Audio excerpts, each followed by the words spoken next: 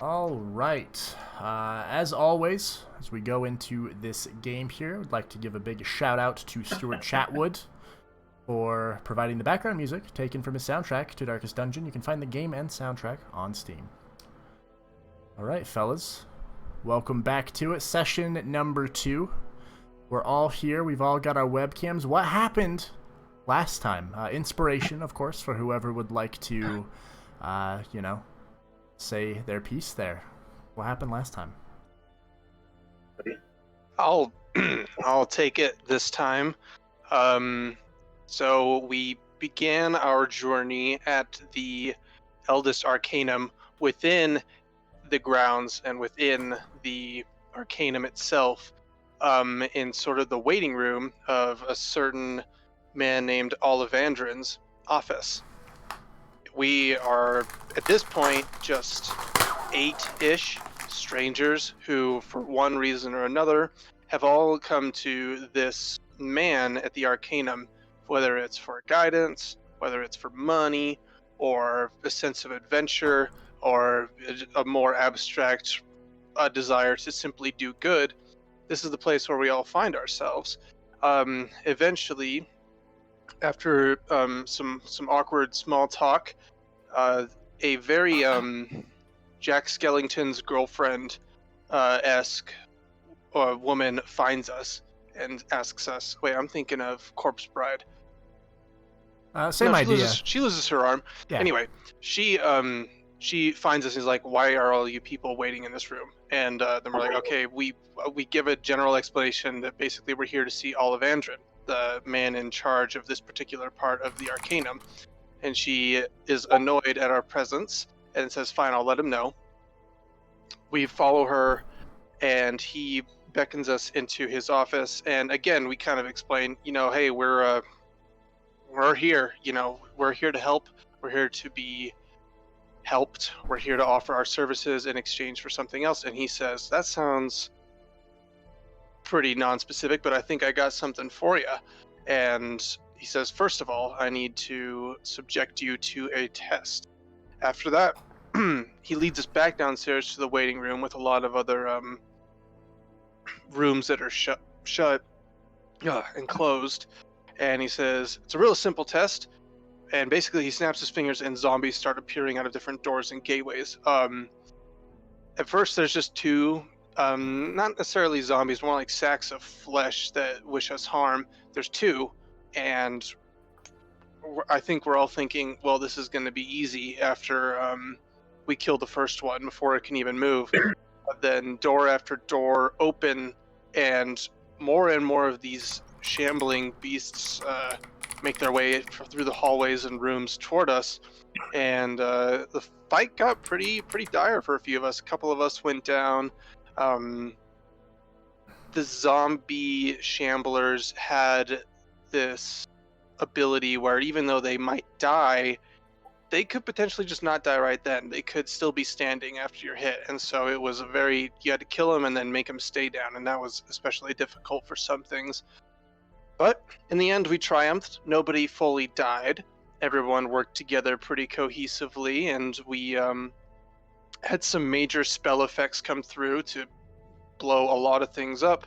A lot of zombies got sliced in half. A lot of zombies had their minds warped. And then by the end of it, he snaps his finger, kills the last zombie, just to kind of save us some time, and he says, "All right, you passed the test." At that point, he leads us up to the office and then gives us a little bit more specifics about what our tasks could entail. It could be getting things, it could be getting artifacts that they need, artifacts that they want to destroy, artifacts that they want to preserve, or it could be more specific tasks that he kind of has in mind. And then basically he asks us if we're in, and I think without fail everyone said, "Yes, sounds like a plan, Stan," and that's where we ended it. Yeah, sounds about right, as you all kind of have found now different rooms where the zombies themselves that you had just battled, as they dissolve away around you under your feet, Olivandrin, said, find a room, any room, and you all kind of started to shack up that following morning. He gave you all coffee and, said, All right, here we go, essentially. But with that, I believe we were here. Yeah, you're all kind of there. It is now the morning. You've got some nice coffee. What are you guys doing?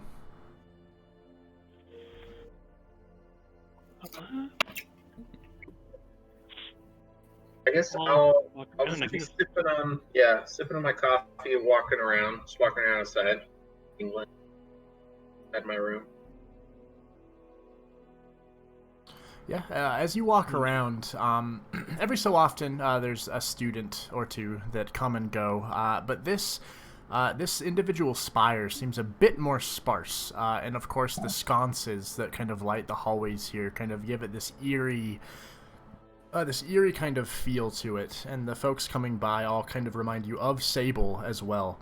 Not as badly, like undead-ish looking as she was, kind of looking stitched together quite literally, but a lot of just people with sunken eyes, kind of dark robes, just quiet and keeping to themselves. But they kind of give you a nod as they pass by, seemingly going to Olivandrin's office. And yeah, you guys are all kind of, it almost seems as if you've been given these almost dorms, if you will, makeshift rooms here. I'm going through different rooms and trying to find some books on the Shadowfell. I'm just trying to learn more about it. Sure. Here, there's not too many books to speak of. As I don't know how long you would have been here exactly at the Arcanum. Would Zag have just shown up, or would you like him to have been more of kind of established here a little bit? I mean, what I've kind of said before, he's been here for a couple months. Sure. Just taking random classes. He hasn't really found where he belongs yet. Right. With that, then, you would know that there is a grand library, and the books that you would find strewn about here are more just kind of light reading or kind of textbooks that were left behind. Things more so in the line of magical theory, and in this wing, specifically things around necromancy and things of the like. Nothing really about the Shadowfell specifically. Okay, then I'm just scouring random books, looking for something interesting. Yeah, a lot of them are written by Olivandrin himself, a lot of them about the history of the First Stage, some of them specific to things like the Great Defiler, a man known as Ezekiel, as it says on the book there, literally Ezekiel. The Great Defiler is the book title, by Olivandrin Dimstone. There's others about, the one true question mark, Drow Legacy, things like this, all of them written by Olivandrin Dimstone, that are just strewn about here. Cool. I'm just thinking to myself, why, or rather what circumstances would lead a whole section of an Arcanum to have this many spare rooms ready to go just for anyone who walks up? I might be thinking about that with some concern. Sure. Are you voicing that to anybody? Or are you just kind of thinking hard? I'm thinking it over to my wolf, and I'm seeing if I'm getting any feedback. But I don't think I am. I don't think he understands. Yeah, he would just lick your hand and just kind of look at you with puppy dog eyes, kind of wagging his tail as he's looking a bit peckish. I'll put down my coffee and I'll let him lick from it. Yeah, he just slurps up the coffee, and you see him look a little wired as he starts to wag a little more. I'll say to Balthazar, so are we just waiting for Mr. Olivandrin to come to us? What are we supposed to go talk to him to figure out what he wants to? Wasn't really said one way or the other. He kind of just came down and gave you guys coffees, and then seems to have just walked away. Yeah, I'll say maybe he's giving us sort of the benefit of not really having a cohesive camp schedule. Everyone's in all different rooms. Maybe we should gather everyone and get to his office. Maybe he's saving that work for us rather than do it himself. Fair, right? You want to start knocking around? Yeah, I'll go knock some people around. Sorry. Who's this? I can't read. Is that Valeera? You can Yes. Oh, I can zoom in. Sorry. Yeah. Valeera. Valeera, we are gathering everyone up to make a plan to go talk to Olivandrin. Just let you know. Sweet. I'll help out. I'll knock on Kruger's door or something. Cool. Thank you. Yeah, Kruger, you hear knock, knock, knock there at the door as Zag just seems to walk out. Poke my noggin out. See what's happening. Hey there, Kruger. We're gonna maybe go upstairs and chat with Olivandrin soon. How you doing? All right. I'll follow you. I narrow my eyes, but I smile at the same time, so it's like. And then I follow. I just joined the group. Yeah, as you all heard the hubbub and just kind of All joined right. as well. Yeah, seems like Hubbub. everybody gathers and the hubbub starts moving up the steps that way. You would all start to hear footsteps, kind of almost following you. You see a figure kind of shrouded, that seems to be kind of going the same direction, slowly but surely. But you all would eventually make your way over to Olivandrin's office. And yeah, you're all inside there. Let me see here. People are missing for some reason. Nope, that's everybody. But yeah, you enter, and surely enough, you do see him there. He seems to be sitting over some parchment. He seems to be writing something, jotting down some sort of notes, or maybe, you don't know. You just see him kind of putting quill to paper here. And he looks up and, well, howdy, fellas. How can I assist you today? Well, Mr. Olivandrin, I guess we're all just kind of wondering what happens next. Right. I thought you might have wanted another day or two to rest up after such a test. However, if you're feeling good, you specifically, Linguini, if you're feeling chipper and peppy and ready to go, of course I can look into something. And as he finishes the sentence, you actually see a figure emerge from the doorway. Shawn, if you would like to describe your character and what they see as Damion enters the room. Damion Riser enters. He's 20 years old, young kid.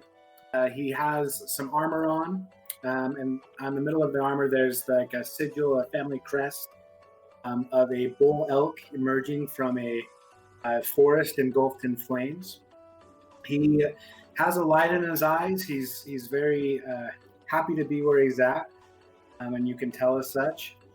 He walks confidently and quickly, and has an air of glory about him, of something bigger than himself.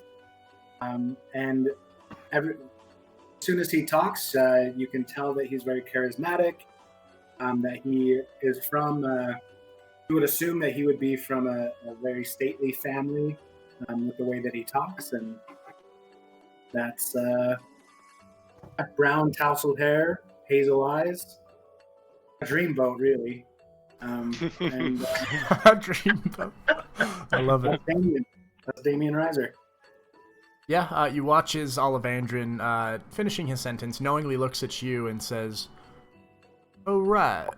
This one as well will be joining your troop. I don't know what you want to call yourselves, but he already passed his own test, and so for now I'm gonna be lumping him in with y'all. Hopefully that is a-okay." Yeah. I look over to Damion and I say, "What's your family name again?" Riser. My name is Damion Riser. Pleasure to meet you, friends. I look at Olivandrin and I'm like, did you say he's passed the same test? It was a little bit of a different test, you see. A single man wouldn't have been able to do such a thing, unless he was, of course, a prodigy. And while Damion is capable, I don't think any single one of you would have survived such a test. He had a different test.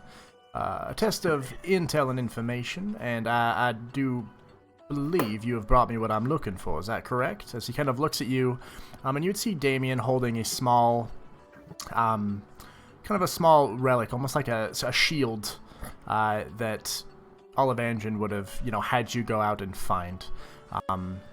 And yeah, he would kind of extend a hand, hoping that you would bring it towards him. I walk towards him and say, "It was no easy task, Olivandrin, but here it is, as promised." Surely, I appreciate it, my friend, and this shall be put in its rightful spot. As he takes it from your hand, and you do see the shield start to glow a little bit. And then with that glow, it suddenly just disappears, and then Olivandrin looks back down to his parchment, and seems to get back to jotting down notes. But then not before turning back up and saying, "Oh, right. So, you're looking for something. You don't want to peruse the school here. You, Zag, you've been, I believe I've seen your face here for a little while. Have you met up with Professor Lovelace in the Sorcerer Spire?" I haven't really taken any classes or instruction from him yet, but I would love to. Right, I can talk to him about that, but for now, I suppose you want to make a little coin. Is that fair to say? Yeah, might as well make a little coin while we're here.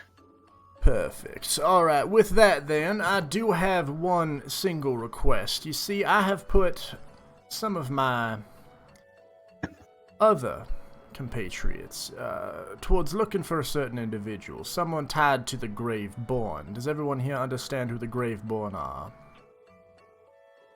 No. I do not.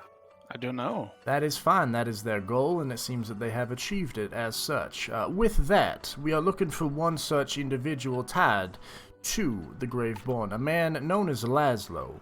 He is a tiefling, purple in color, and he has a top hat on his head that he seems to hang off of a broken horn. How it was broken, I do not know. However, we are looking for his whereabouts, as he can be seen here from time to time. Sometimes at the docks down south, sometimes at the various taverns, but I have been led to believe that he has some sort of base, a hideout, if you will, where his criminal underbelly has kind of taken hold. And I would really enjoy it if you all could, go looking about and see if you can find this, and perhaps even, pull the weeds, as it were. Is this something that sounds agreeable to the lot of you, or perhaps a different job is in order? I can agree to this, Mr. Olivandrin, and while I have the floor, I would like it very much if our group could be referred to as the Grateful Eight. Thank you. The Grateful Eight. This is a solid name, I must say. Rolls right off the tongue, honestly, and... Well, I see 7. Well, I'm including Usul. Right. A man's best friend. I do apologize, Exactly. my furry friend, as he looks at Usul and just kind of nods knowingly. But yeah, I'm more than I can help out with this task, Mr. Olivandrin. Perfection. Then what about the lot of you? Sound off, fellas. Let's I'm in. Perfection. We've got Zag. Happy to help however I can. I shrug and I say, I guess I like money. So. Don't we all? May I ask what sort of suspicious activity this Laszlo's kind of dealing in? That is a great question, Valeera. In fact, the man has recently been... It has been brought to my attention that he has been smuggling massive amounts of industry foods to places that they are not meant to go, as well as enlisting sky pirates to take over industry ships, and seems to be almost gathering this meat, which we're also looking into that as well. But this food from MacDonald Industries, if any of you have perhaps partaken of such a thing, I would recommend perhaps not, if possible. If necessary, it seems fine. I've eaten it, doesn't taste that great. However, if you need to eat it, you gotta eat it. But there has been a slew of instances where ships carrying such cargo have been taken in, and my sources at the docks down in Trisdale Downs say that he seems to be the culprit. While this is only speculation, if you can, perhaps head on out of the Arcanum, head into the Downs specifically, and start asking questions, looking around, seeing what you can find. Perhaps we can find a little something. Awesome. Thank you very much. Yeah, I'm in on I'm down to go as well. Surely. Also, Thank you. I must say, there's more to it than that. Of course, foodstuffs is one thing, and while that's, I would wag my finger at him if I met him. There's much more that's been happening here with this man. Relics being sold off, found and sold off that should not be. Individuals being captured and disappearing in the night. Some folk think that, it's him and his graveborn doing whatever they might be doing. I do not understand the nature of this graveborn, but that is what you are here to find out for me. And once we know, we know. And if we can uproot these nefarious activities, well, I would enjoy that very much, and I'm sure your pockets would as well. You know what we can expect from the Graveborn? Oh, right. of The Graveborn, resistance? from what I have heard, are the lowest of the low assassins, cutthroats, thieves, and gamblers who have lost their way. All of these folk that come together under one individual known as the All-Shadow. That is about as much as I know, so these are folk that you do not want to mess with if possible. I would not recommend attacking first if possible, more of an intel mission, but if we can locate the location that Laszlo and his henchmen have been holed up here in Trisdale, then perhaps we can formulate a plan of attack. If they're gamblers, I might know them. You like tossing the dice, or more of a familiar racer? Better, something like that? I don't know if I like the dice, but they seem to call me, so. Interesting. You hear actual voices, or this is more of a metaphor? It's metaphor. Right. Good to know. Just checking, as I believe we have some in this party who do hear actual voices. Oh, yeah. Wouldn't be the first. Definitely won't be the last, I assure you. Well, I think that's something we can do, Olivandrin. I'm not sure if we're necessarily a party of 8 heavily armored animals and firemen is going to be necessarily the best of subterfuge, but we can scout it out. Well, perhaps it isn't just sneaking around. Perhaps you frame it in a different way. Perhaps you are looking for work. Perhaps you are looking to join. Perhaps many things. Up to you. And this is why I put this test before you just yesterday, was to see how you hold your own against such things. I imagine that their forces wouldn't be anywhere near what you dealt with at that point, so push comes to shove, I think you'll be fine, but we don't want to get to pushing until we absolutely need to. Right? Sounds reasonable. All right, I'm in. Perfect. Let's do it. Well then, with that, each of you will be awarded with 50 gold upon found information. Concrete information on the whereabouts of Laszlo's hideout, as it were.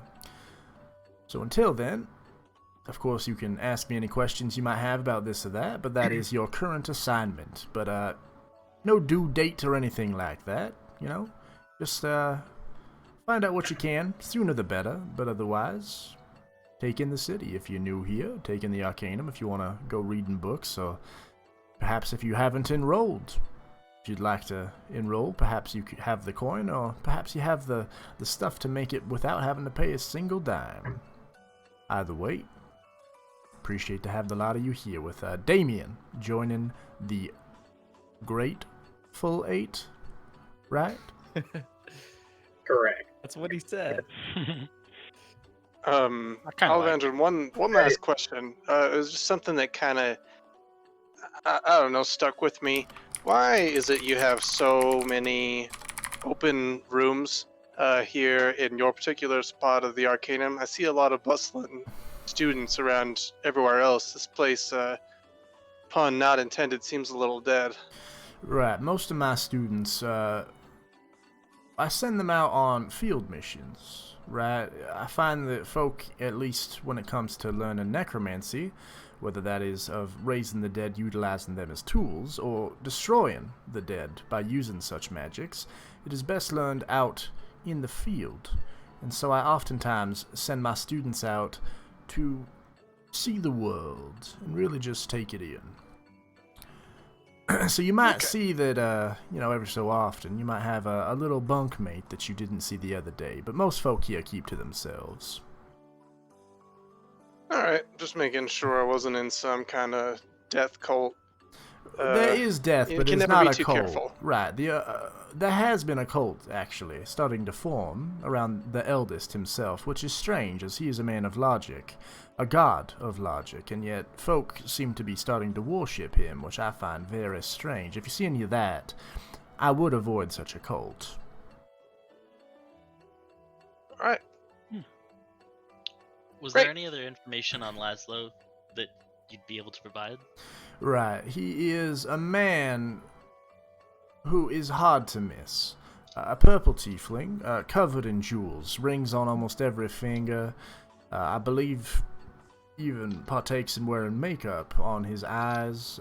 Seems to really just embellish himself, and is very boisterous, very loud wherever he goes.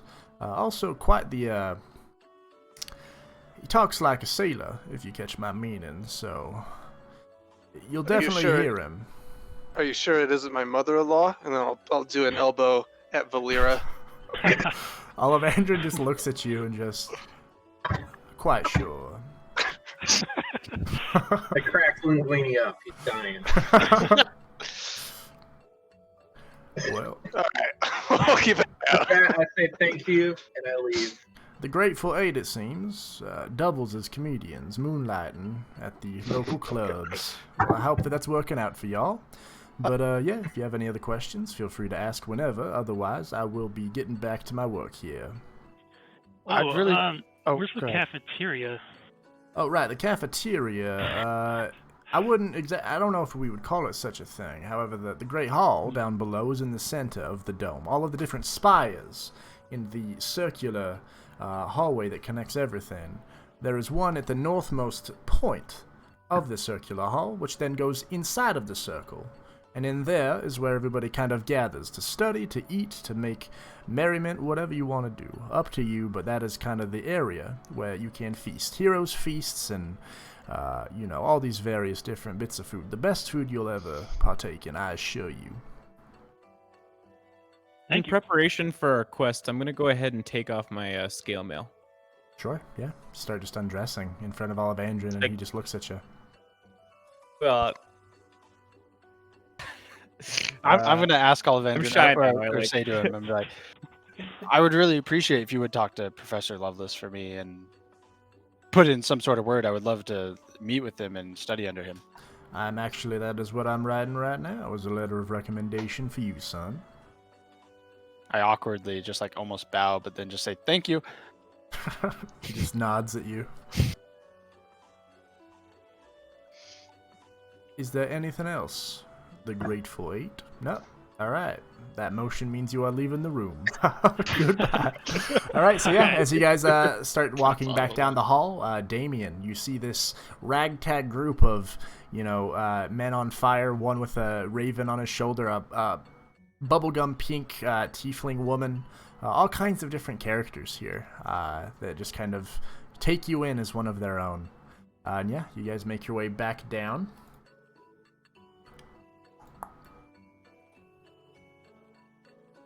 Yeah, so what are you guys doing? Welcome aboard, Damion. I'll offer my hand, and that's a thing, handshakes and all that. Promoting. Nice to meet you, sir. Thank you. Thank you very much.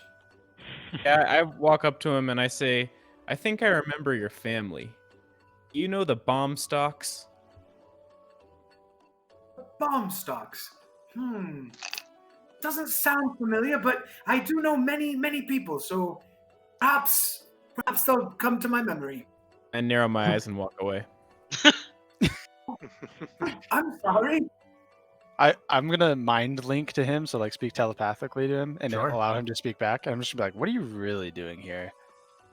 To who specifically? Wait, To me? Damion. What? Yeah, Damion, you feel a link of telepathy, and you hear words not with your ears, but with your mind, as you see Zag, this man with a raven on his shoulder, just kind of looking at you intently. When I speak to you in your mind is just, what are you really doing here? And you can speak back to me telepathically as well. Are you talking to me with your mind? As you are talking to me with your mind. That is very cool. Wow. What am I doing? I'm here to become great. I want to avenge my family and live my best life. I just end the link before you can finish talking.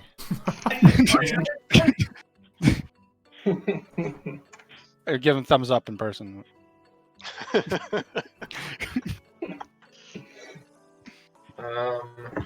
Do I see any trinkets around me inside the dorm? Anything of the like? Roll a perception check unless you're like kind of rifling through things, in which case you would roll an investigation. Okay, I'm rifling for sure. Yeah, then roll an investigation for me. Nat 20. Yeah, with a nat 20, as you are rifling through, you find other people's belongings that seem to be kind of hidden away in like nooks and crannies, like there was just no better place to put them. But you find like a spell book that seems to have arcane sigils all over it, and as you've kind of flipped through the pages, you see additional kind of glowing arcane sigils, which don't really make sense to you, but you imagine, being of an artificer mind, that this is probably a wizard's spell book. Mm-hmm. Can I like check it out with my Arcana background knowledge? Yeah, roll an Arcana check for me. Yeah.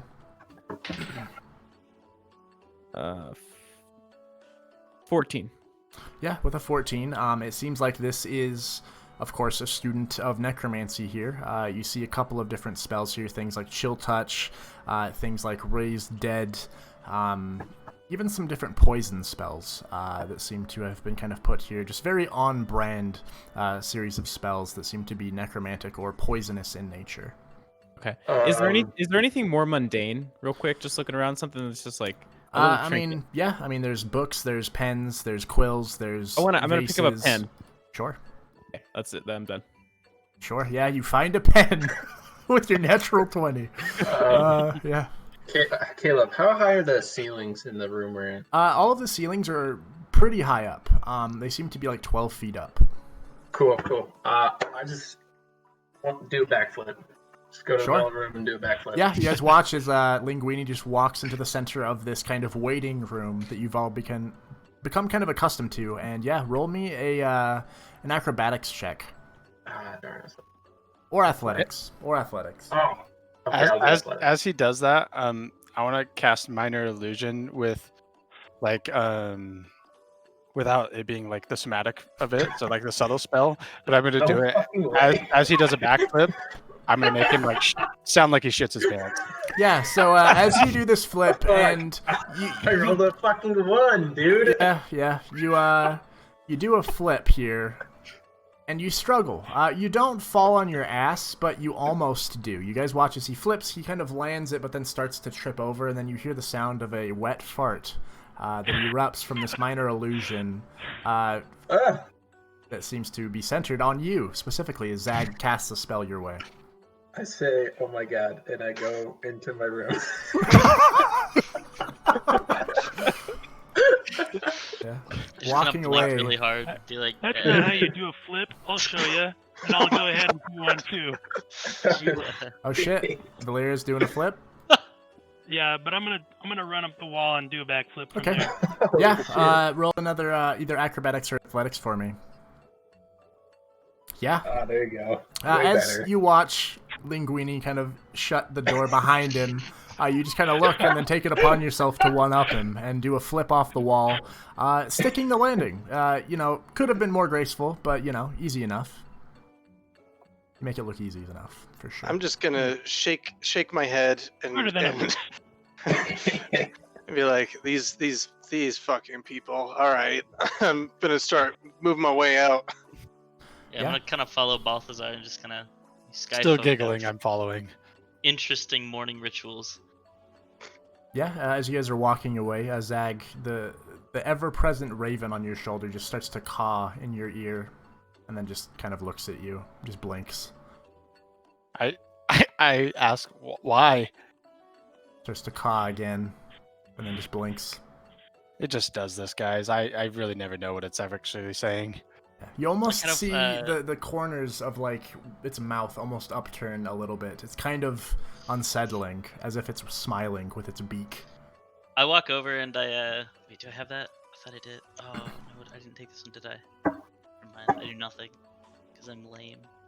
Yeah, I'll say I'll share. I'll be like, I feel like at some point in my career, I feel like I would have spoken to an animal, but if I did, it was a long time ago. So sorry, can't help you. You can't speak to this one the same as you can other animals, and I'm not sure why. You can't even kill him if you wanted to. Shoot him with an arrow. Anyone have a bow? Shoot it at him. No, no. I am okay. I'm telling you to. Do it. And for the record, it is not the same case with Usul. Please do not shoot him with any arrows. To prove my point, I pull out my crossbow and I shoot it at the raven on my shoulder. Yeah, point blank. You watch, he just pulls it out, and then this bolt just and it smacks against the wall, and you see this raven just start to like wiggle, but it doesn't make a sound, and then it seems to just disappears, and then pops back up on your shoulder, unfazed. I'll say maybe that's why he's cawing at you. Maybe it's not so much a cry for being shot with a crossbow, but rather he just wants to be your friend and you keep shooting him. That is only the 5th time I've done it in the last 2 weeks. So I don't think it's that. Okay, well, you stay away from Usul, and then I'm going to keep going. Keep walking. I follow, yeah. Yeah, as you guys walk down this hallway, it takes a while, as there are a lot of steps. And you also seem to note at this point, all of you, that when you were outside of the Arcanum and then coming in, it looks like the inside is bigger than what the outside would allow. It seems like the actual space that is available seems to just be larger than, what should be. But yeah, as you make your way down this spire, just circling this staircase, it seems to go on forever. You eventually meet the final hallway, which leads you back into this main structure. You see many students of all different walks of life. You see a Goliath off in the distance with massive fists raised, just going, "Ugh!" And everybody's kind of clapping around him. You see a drow that's kind of looking and just kind of seems to be keeping to himself as he scuttles on by. You see others. You see a smaller individual kind of cut through the crowd, a younger-looking boy who almost seems to be more of a child compared to the college-age folks that seem to be here all over. And he seems to run past you guys going up the way that you all came, just kind of waving at you all. And then he just disappears into the dim light leading back up that spire. But yeah, you are now in the open halls. As you start walking, I assume your way to the... Are you guys heading to the cafeteria, the Great Hall, or where are you going? I gotta get Valeera some sort of food. She's very hungry.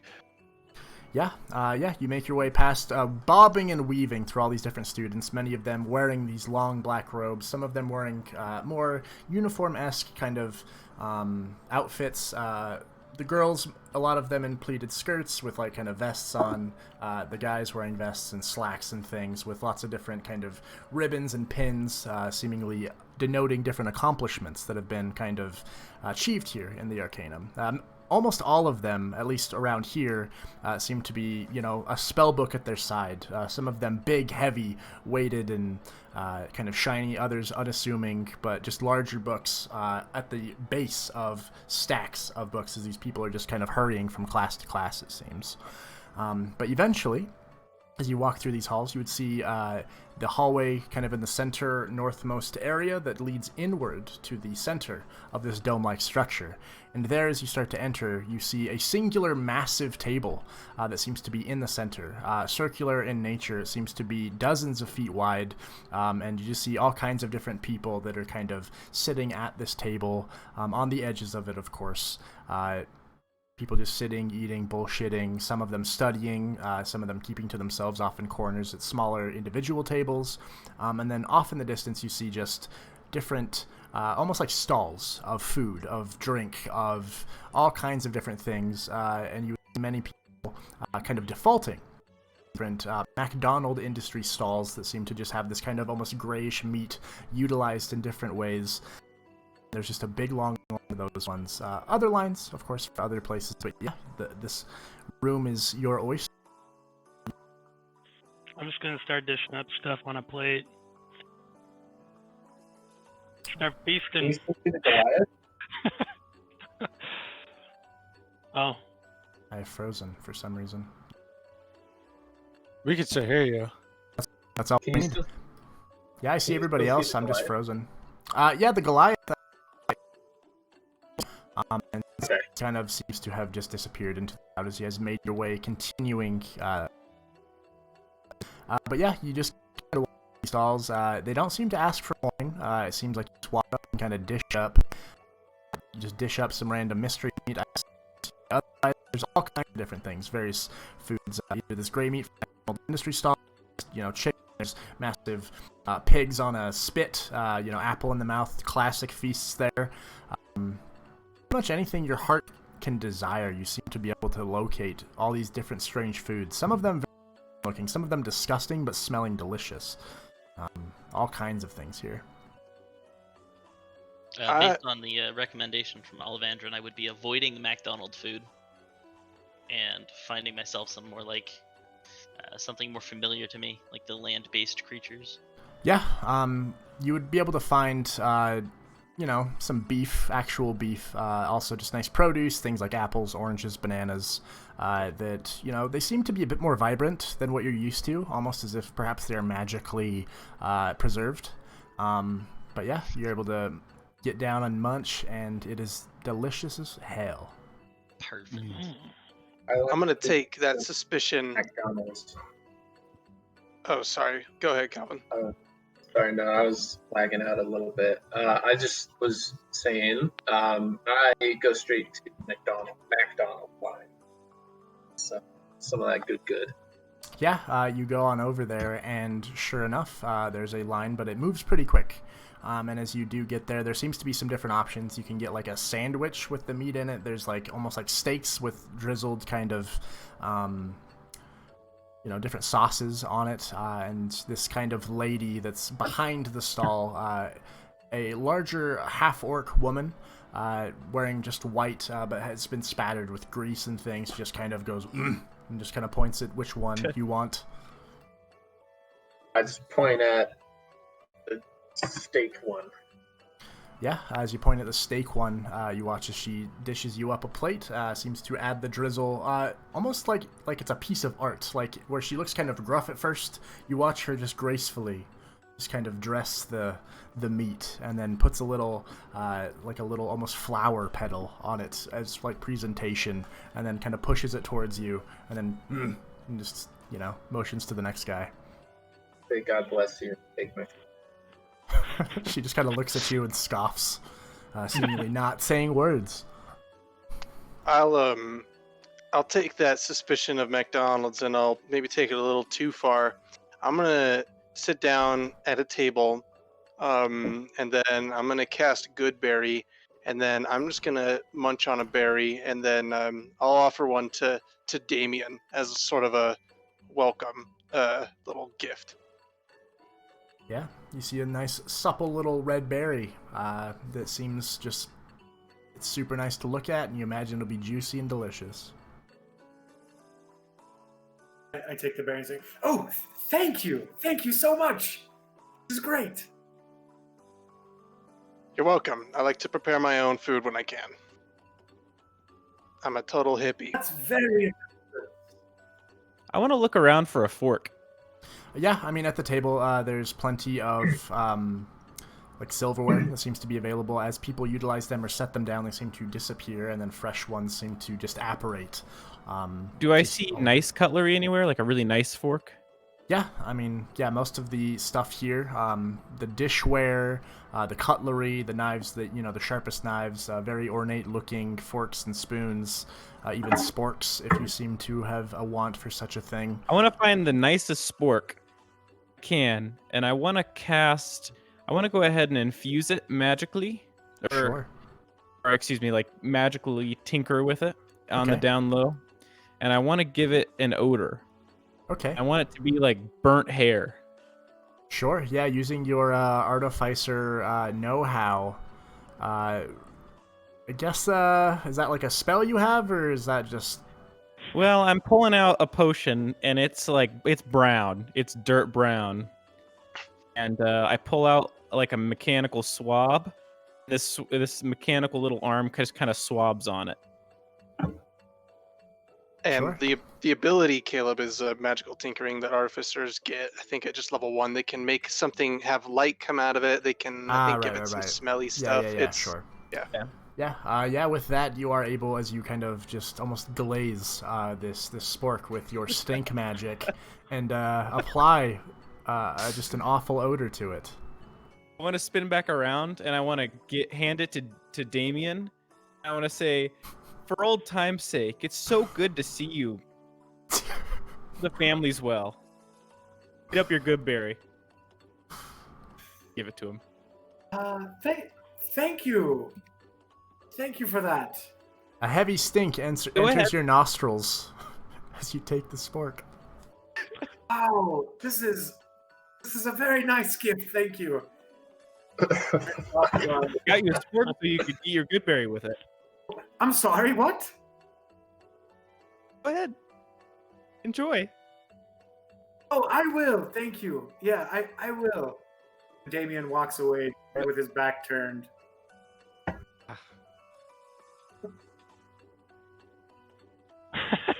Yeah, as you hold the berry in one hand and a stinky spork in another, you walk away, kind of just melding into this crowd. It seems like there's a couple hundred students that just seem to be in here. One such student, a small halfling, seems to walk past you, Damion, and then goes, "Oh, that smells awful. What is that? Oh, God. Oh, fuck." As he just starts to run away, just seems to be heaving. Like the spork, as you're just holding it at your side, seems to be directly in his face. And yeah, you just see this poor boy just coughing up a lung as he crumples over on the ground. I just fade into the shadows. Damion smells himself, try to make sure it's not him. Yeah, as you kind of smell your left arm, you smell fine. As you move your right arm up, the spork getting closer to your nose, you kind of catch a whiff of that. And up to you whether you think it's you or if you understand that it's the spork. I guess you could roll me an intelligence check with advantage. Is that a D20? Yes, it is. What does he need advantage for? Add your intelligence modifier. I don't think he's a dumb motherfucker. I think that, he's got a higher chance to understand that he's got a stinky spork in hand. With advantage. He showered today, then he knows. You can roll one more time. Nice, that's a natural 20. That's hilarious. I think you're also whispering me the rolls, which is A-okay. But yeah, natural 20, you realize the spork is stinky, that you yourself, you smell pleasant, as you usually do.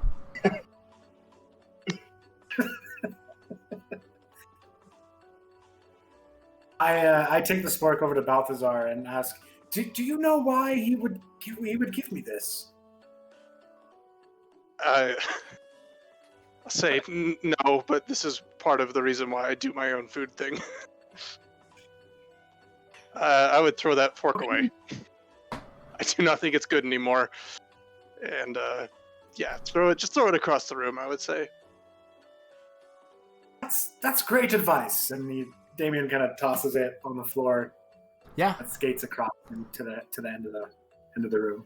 Yeah, as it clatters to the ground, you just kind of see it and just disappear from reality.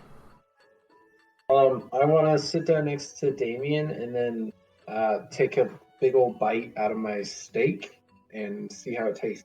Yeah, you're just full palming that steak, from what I can tell. What you're doing there, just grabbing it on either side. Yeah, sure. Of course. Yeah. Nice warm steak as you're just kind of holding it in both your hands and just munching into it next to you, Damion. Yeah, what are you guys doing? What are we doing? So what do you guys think? Do you guys know this town, like outside of the Arcanum, like at all? Should we go down to the docks first time I've been in the Sky first, Cities. or? That's how I got in, the docks, from the surface. didn't spend much time there because it looks super dodgy, I guess is the right word. It does not look like a cool place to be. And so I'm not surprised if we're looking for ne'er-do-wells that's the place we're sent. Seems like a Kinda- good spot. But it, as dodgy as it seemed, it also seemed like I don't know how else to put it. Maybe an area of opportunity. If there's going to be anyone looking to make money or join a cult, it'll probably be there. I emerge from the shadows and I kind of agree with him. I say, there's plenty of work if you need it at the docks. And I smile. Huh. You gotta I'm stop sure doing that, Kruger- Kruger. I'm sure Kruger can help What? us find this Laszlo character. Yeah. I've heard of Laszlo before. Say Kruger, what's your deal, man? It's my deal. Nothing. Just here to help out. Smile. I don't know how much help that stinky fork was, but when when everyone is ready, I think we should make our way to the docks, make our way downtown, and make it fast. I agree. Yeah, Let's head quick now. one. Everyone full? Might as well get this over with. Yeah, I'm feeling ready. Yeah, let's do it. I take the last bite of Linguini steak and start walking out. Yeah, you take a big bite. Piece It's of cheese. juicy and it tastes pretty good actually, and it goes down easy. I walk. Yeah, I'm just leaving. Yeah, kind of following along with everybody else. I'm just kind of Thinking, I don't know if I really. I've been here for a couple months. I've been to the docks once, twice, and I try and lead the way. Yeah, you would know that, first off, you would have to leave the Arcanum, and then from there is a very long road that kind of cuts through the middle of Trisdale Downs with shanty towns of magical men who couldn't make it, people who've, lost their way to gambling, people who tried to attend the Arcanum and just couldn't afford it, or maybe were exiled due to doing some, shady things, and now it's just become this hub of kind of dark wizard bums, for the lack of a better term, just hobo men lying face down in the streets, with taverns that seem to come and go, popping up and then disappearing the next night, as things just seem to not be able to last here, aside from the ever-present smell and the ever-present just kind of feeling of you're probably gonna get mugged as you're walking around here. But yeah, it's a bit of a walk if you're just trying to just walk there directly. Any supplies you guys want to get? Anything you want to do before you leave? We step over the bums walking or lying face down in the street.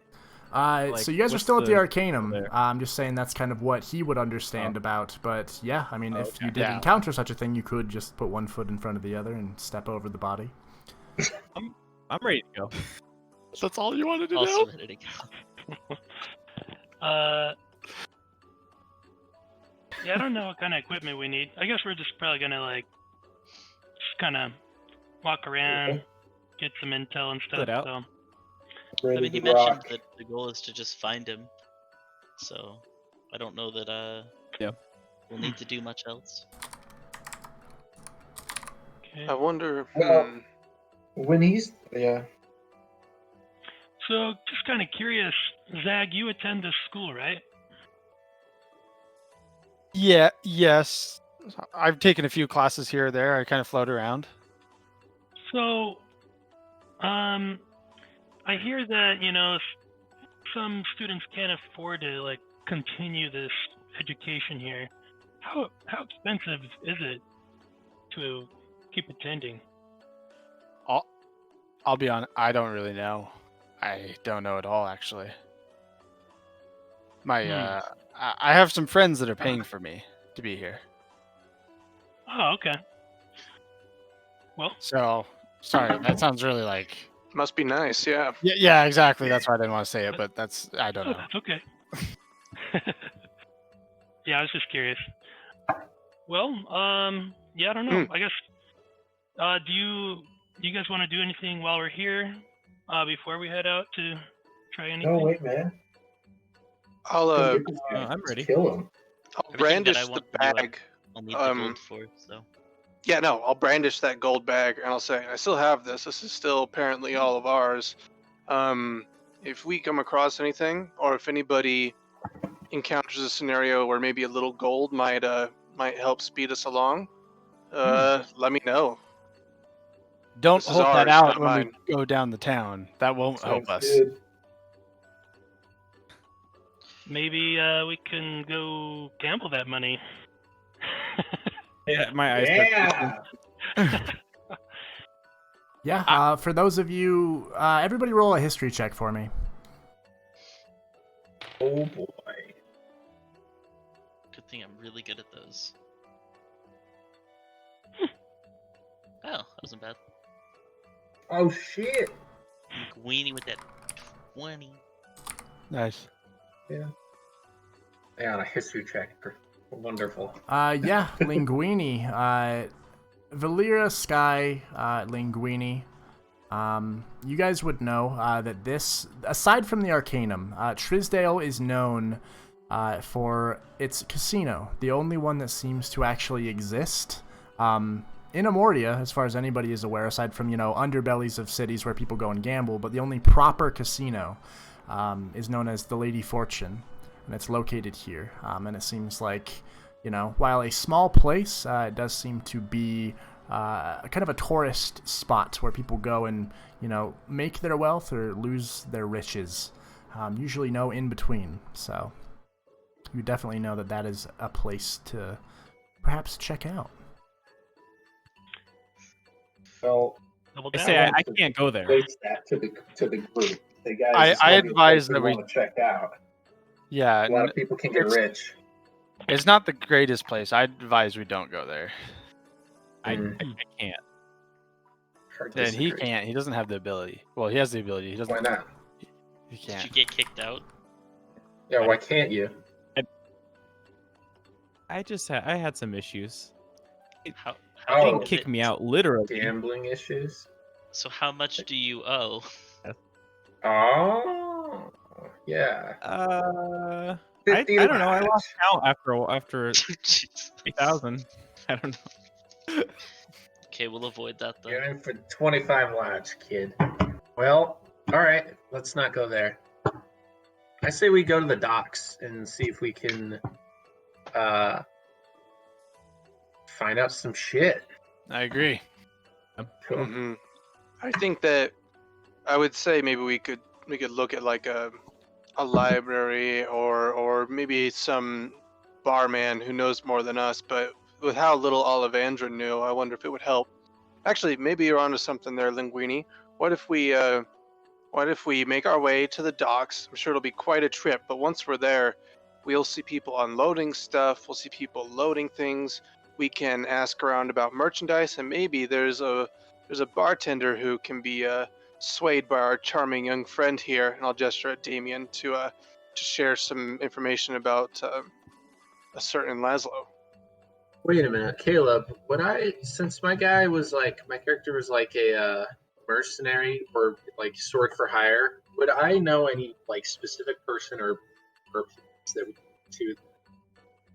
Yeah, roll a history check with advantage for me. All right, bet 20. One more time.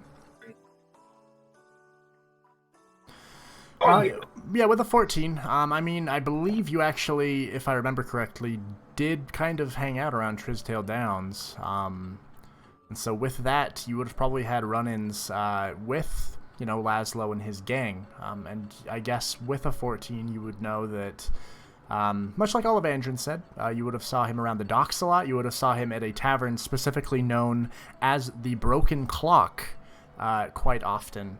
And it's one of the only taverns that also seems to be consistent. The only one that seems to never just pop up and disappear. And that's all kind of due to the man himself who actually runs the place. A Goliath known as Havlar. A big, brutish man who also seems to just enjoy giving people drinks. So yeah, it seems like that is a place to perhaps start. Well, being struck with piece of knowledge that I forgot I had, I said, wait, we can go to the Broken Clock. It's a tavern. in the Trisdale Downs that I know Laszlo frequents, or at least someone who might know of his whereabouts. Definitely be there. Plus, we get a drink. That's not too bad either. But I vote we go there first and the docks if we need it afterwards. Sounds good. Sounds like a great plan to me. Yeah, agreed. Awesome. Maybe by the time we get there, it'll be drinking time. Fuck yeah, bro! I do another backflip. Roll athletics check. I'll help him. How? With telekinesis? I'll I know spot you're him out. with my arm. I'll just walk up and like as I see him prepping for it after what happened last time, I'll just touch his shoulder and give him guidance. That's what I'm talking Oh about. shit! Professional. Yeah, as you're just kind I of, don't even need you it. just do it. You just do a backflip, just standing backflip, and you see some eyes of the various students in this hall as you guys are starting to, I believe, walk towards the exit, right? Yeah, You yeah. just do a backflip, and you just see these eyes, and you see that Goliath from before who has this kind of entourage around him. A lot of girls like fawning over him, a lot of guys that are kind of like trying to look tough like next to him. And you just kind of see that he catches a glance, and then he just nods at you. Nod back, and then I walk out, feeling great. Perfect, yeah. The way out is you kind of go to the southmost part of this kind of circular hallway.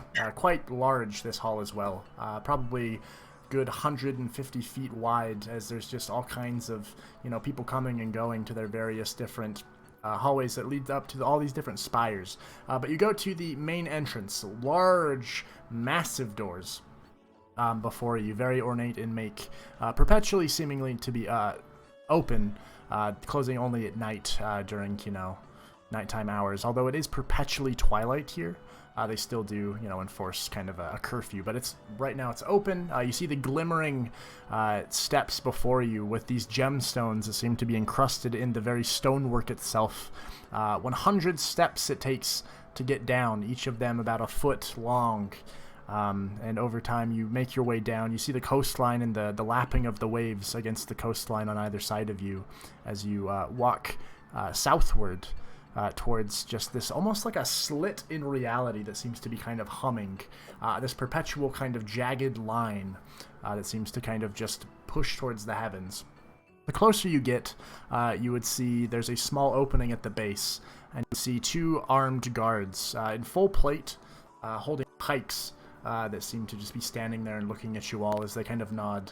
It seems it's easier to leave than it is to get in, but you guys are able to just walk past as that slit kind of slowly opens up, and you hear just kind of a as it does open up. And yeah, as you exit, the pleasant smells of the Arcanum are replaced with the smells of shit and broken dreams. As you just hear explosions off in the distance, you hear just manic laughter and also weeping, all just kind of this cacophony of noises that seems to be ever present in the kind of outskirts here of, Trisdale Downs. Of course, the road itself, usually a bit more clean, but yeah, you see just strange men and women kind of off in the shanty towns, probably a couple dozen feet away, at least the beginnings of it. As you leave that magical dome. And yeah, you guys are now on the old road, as it is called, starting to head southward towards the docks. Unless you wanted to make your way to the Broken Clock, I believe? Yes. Yeah, that sounds like a good start. Yeah, broken cock. I'll say Yeah. very funny, Linguini. You have a long way to go though before you're gonna top my mother-in-law joke from earlier. If everyone remembers how funny that was. That's it. That's all I gotta say. Yeah, everybody. Who's going to be leading the party here as you're kind of walking through the old road? I guess I will. Who knows I it? Yeah. assume Linguini, since he's the Sure. one that knows Then the yeah, bar. Linguini, you kind of know your way. Still though, it seems like the shantytown, almost like shifting sands of like a desert, seems like structures move. The buildings themselves get torn down and rebuilt by just the different people that seem to just shift and move throughout here. Roll me a survival check. An urban survival check. Oh shit. Damn. I'm not good with Shit. this, guys. I should be leading. Hey! Oh, look damn. at that! with a -2. Natural 20, baby. God damn. Yeah, even though, yeah. you know, it's been a while. However, you do have a great sense of direction, it seems, when it comes to Trisdale. And you just kind of cut your way through. Every so often, though, you do see some strange man. Usually, most of them, you know, not very strong looking, but there's just a crazy look in their eyes and strange books at their hips, as they are, some of them nude, some of them wearing loincloths, as they just kind of look at you and just, where are you going, boy? Come here, come into my place. Let's take a little look-see at what's inside. Yeah, come here, as you just keep walking by. Other people seem to be peddling wares, some of them, like, strange things that you can't even understand what they are, like a circular sphere with, like, hair on it, and you just can't really tell. It doesn't seem to be alive, and yet it seems to almost be pulsating. You smell strange smells. You know, you smell chicken in the air, as if it's, you know, somebody's cooking chicken, and the next you smell something that just reminds you of your childhood, and then you smell something else that just makes you want to vomit, and yet it's sweet. It's just a difficult walk, as you guys do eventually make your way through, and you're walking for probably an hour and a half, just pushing through all of these different shacks.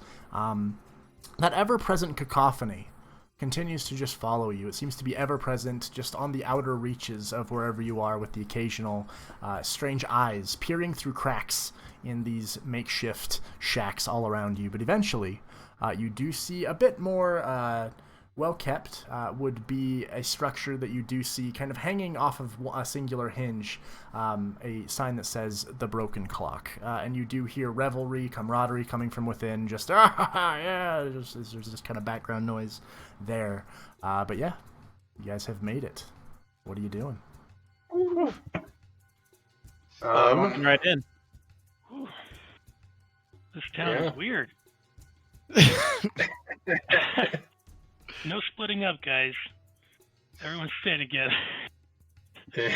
As we We're walk already in, do we see split. like an open table or anything? Yeah, you would see a couple of open tables. The two to your left, closest to the doorway there. The rest do seem to be kind of just taken. And there's also people that are just kind of up and kind of dancing with no music. It doesn't seem like there is a band or anything, just old men, almost all old men. You see a singular female who seems to be almost feline in appearance, but larger than a tabaxi, who seems to be just kind of sitting in the leftmost kind of corner in that table by herself, sipping on some sort of wine or something. But the rest of the tables seem to be just covered in old, strange, grimy men. And then you see, of course, a large Goliath behind the main bar area. Seems to be washing a mug as he just kind of just looks around and just kind of nods towards you all, kind of signaling that he sees your arrival. I would just kind of motion towards one of the open tables and should we sit for a minute and discuss, or? I agree with that. Yeah, I like that. same. Caleb, refresh me a little bit about how like currency exchanges work. Like, I guess, what would be a reasonable amount of gold for me to like spend to get us all just a regular old round? You know. You could always ask, but generally, currency, you know, 10 copper equals 1 silver, 10 silver equals 1 gold. And as far as, you know, any sort of pricing is concerned, it matters on the establishment, matters on the place, so you never really know for sure. Okay. I'll gesture. Well, is the Goliath, is this a bar set? Doesn't look like a bar setup where is there a waitress around, did you say? You don't see any sort of waitress. You do, like, the only female that you actually see in the establishment seems to be this Leonin female sitting at the table here. Okay. Okay. Well, I'll clock that, and then I'll check my internal biases, and I'll say, you know, there could be a server of any person. I really Right. shouldn't, you know, judge on that. I'll walk over to this Goliath man, and I'll just kind of wait at the counter patiently for him to acknowledge me. Yeah, as he seems to be kind of sliding some drinks down, having, you know, filled them up from these various taps that you see, he looks at you and says, "Hey, what are you having?" I'll flop 1 gold coin down on the counter. I'll say, how about a round for my friends over at the table, including my wolf of beer. Your wolf drinks beer. Yeah. Sure. Okay. I'm not a man who judges. A gold for the Me lot. neither. In fact, I was just saying to myself over here, while I was looking for a waitress, I was like, you know what? I gotta stop judging people and stop making those prejudgments. Yeah. We're a bit more accepting over here, so for sure, it's good to just make note of that and to grow internally. Sure. I'm glad we had. Me as well. My name's Havlar, by the way. I haven't seen your face around here before. No, we're sort of new, but we've heard. Well, of all the things you hear around about this part of town, this seems to be kind of the one constant, So we thought we'd make our way here and see how it is. Yeah.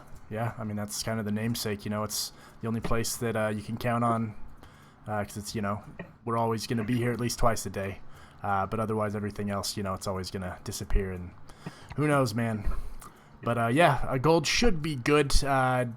Usually it's about 3 silver per drink here, but I'll give you some of the horse piss that we got in the back here, and that should cover it. So be right over. And you watch him kind of nod, walk into this back area, and then very quickly he actually comes back with a platter with a bunch of mugs on it, and you watch as he gets a running start and jumps over the kind of bar area there.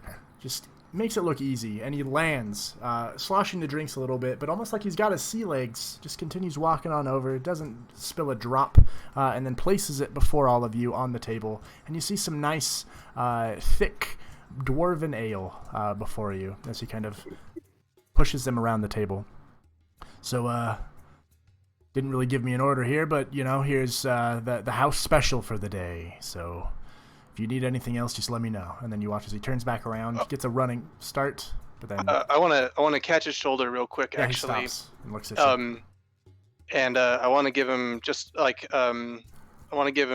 like 5 more gold pieces as like a tip. And I want to say, we appreciate it a lot.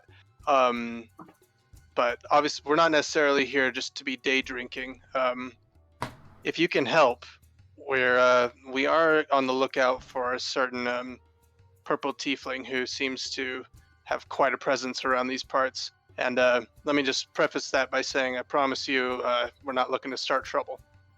Well, if you're looking for a purple tiefling, you're going to find it. So put your voice, a little lower when you're asking those types of questions here, bringing up that kind of stuff. Do you have the name of this man, just so we're clear?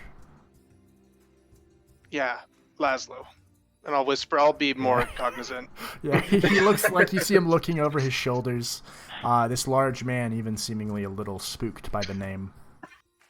Well, he comes in here from time to time. Also seems to be down by the docks, screaming orders at people.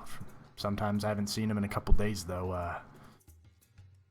Why are you looking for that guy? You guys looking to join up? If so, the money's good, but if you could, avoid this place moving forward, so I'd appreciate it. I'll just give him a nod. I'll leave it open-ended. Okay, yeah, he just kind of nods as well and seems to scoop up the gold very gratefully as he sees a small smile kind of come over his face, but then it is washed away with a look of worry as he kind of looks at you all and then turns around, short running start, and hops back over, slamming down on the other side, and you hear "Hey!" from people that are on the other, the right side over there. You see a series of dwarves, some older human males, a gray tabaxi that seems to have a long beard, all of them just grizzled, grimy, greasy, just deep in their drinks, their eyes looking every which way, but they seem to just be, having a good time hanging out together. I'll take another 3 gold from the original pouch, and then I'll put it in the middle of the table, and I'll say, well, that was my share. I think we're on the right path here. Well, Good. great. Did he tell us where Laszlo is? Oh, he said he's usually down by the dock still, so it's the same Screaming at information people. we pretty much had. Seems like it'll be Okay. pretty easy to find him if he's screaming. Well, sweet. We can just go to the docks then. Or stay here and get fucked up. Or do both. Maybe let's reverse the order. If we finish our drinks and then go, and then when we find what we need to find out there, we can come on back. I like that plan. Yeah, I feel like getting fucked up afterwards is the goal there. Pre-rewards never work. I mean, that's never how I did it back in my day, but I'm willing to try it your way. Appreciate Slam that. back my beer and I get ready to go.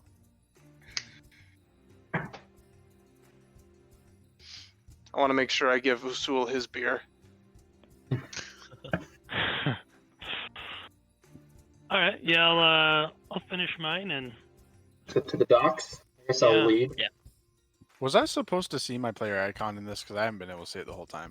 So whenever there's a new map, if it's not already there, on the right side of Roll20, the third icon over at the top right, you can click on that. That's your journal, and you should see your character name. If you drag your character name onto the map that's there, you will see your Did not know token. Yeah. Cool. Wild. Here we go. That was a good question that I hadn't asked yet. Yeah, I was just like, I'm not sure if I'm in the scene or not at this point. Yeah, no, that's why when we were testing all the different minis, I had you all do that to make sure that it worked. Yeah, I remember. That's right. You're doing that now. But yeah, no, I'm done. He made it seem like that would be pretty easy. We just gotta look for a shouting, very, very recognizable purple tiefling. Okay, Maybe I have a if we question can't for the easily group. see 'em. Oh, sorry. Keep going. Didn't mean to interrupt. I was just gonna say, even if it's not necessarily easy to see him, it sounds like it should be pretty easy to find his cohorts at the very least. Yeah. So I may have misinterpreted something from Olivandrin. He said he wants to find Laszlo and, quote, pull that weed, end quote. That means he wants Laszlo to be dead, right? I don't know that That's that's how the I took vibe it. that I You said caught. pull the weeds. That's how I took it. I was like, I, you want him gone, like, out of the picture. I Which felt I don't like have it a was problem with. right. I think it was probably more information, or maybe bringing him in at the very. I feel like he didn't want him dead. It didn't sound like you want him dead to me. Like more just Really? some information on him. I feel like Olivandrin was Okay. very upfront. I feel like if he wanted us to kill him, he would have specified that. Well, Sky, that's a fair point. So, okay, I'm glad we had this talk before. I am too. I was ready. I was like, well, shit, Laszlo's at the docks. We can fucking kill Just him. walks in and And punches be him in the done. face. Yeah, dude. I was like ready to. Okay, yeah, I was ready to rock and roll. But No, now, I think he wants a little bit more information. That's why I think he mentioned us potentially like joining, or making out to be as if we were joining. Yeah, I think he wants more like the hideout location, like where they are, where they're hiding stuff.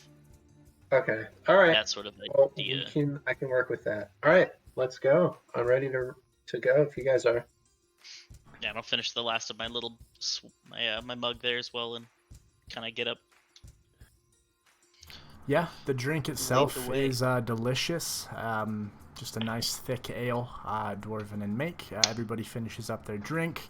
You guys see as Havalar just kind of waves at you as he sees you guys starting to leave. As you guys are leaving, you would see a woman kind of walk past you, High Elven, who seems to just not pay any mind to any of you. She seems to have a small dog, which you think is small at first, but it's actually kind of up to her waist, with just dripping kind of shadow stuff off of it, as she just kind of pushes past you, almost in the center of your group here, just seems to walk in, almost shoulder checking, a couple of you.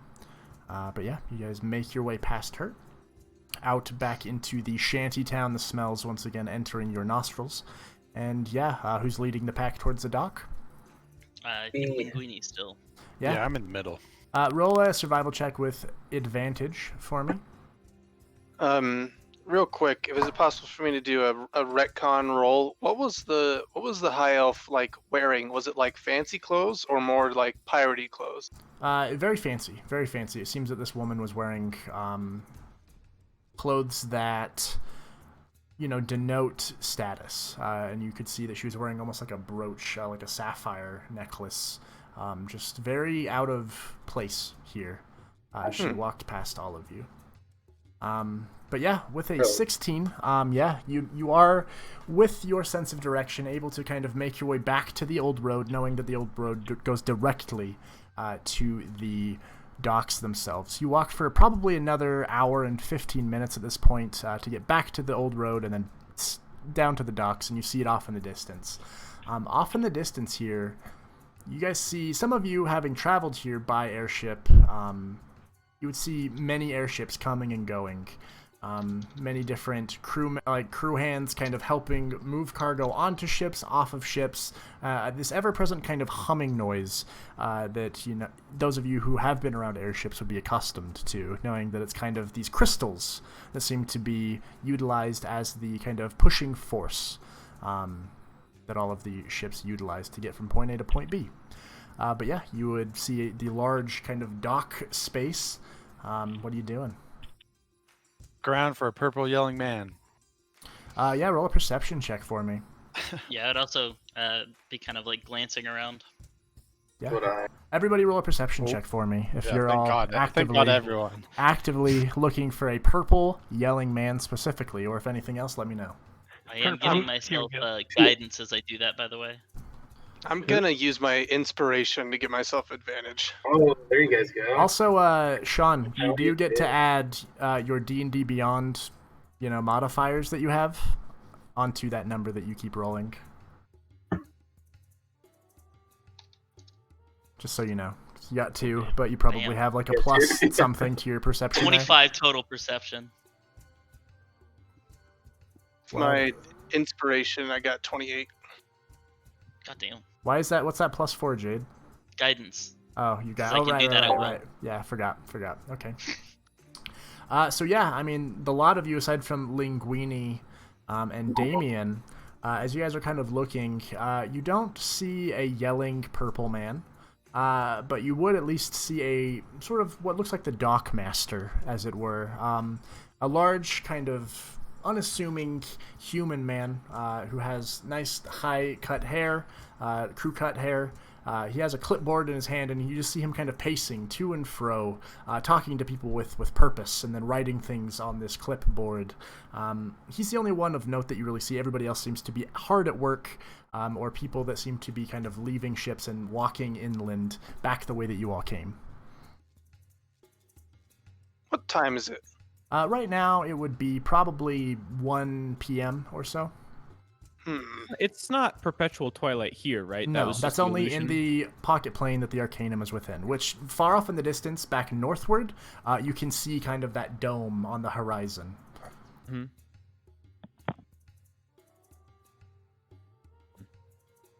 I guess, I didn't, do I see the dock guy, or am I just like... You're struggling. You're just kind of struggling as you're looking around, but you don't see him in particular. There's a lot of people here, and so only those that got the higher roll would kind of see what looks like to be a man in charge.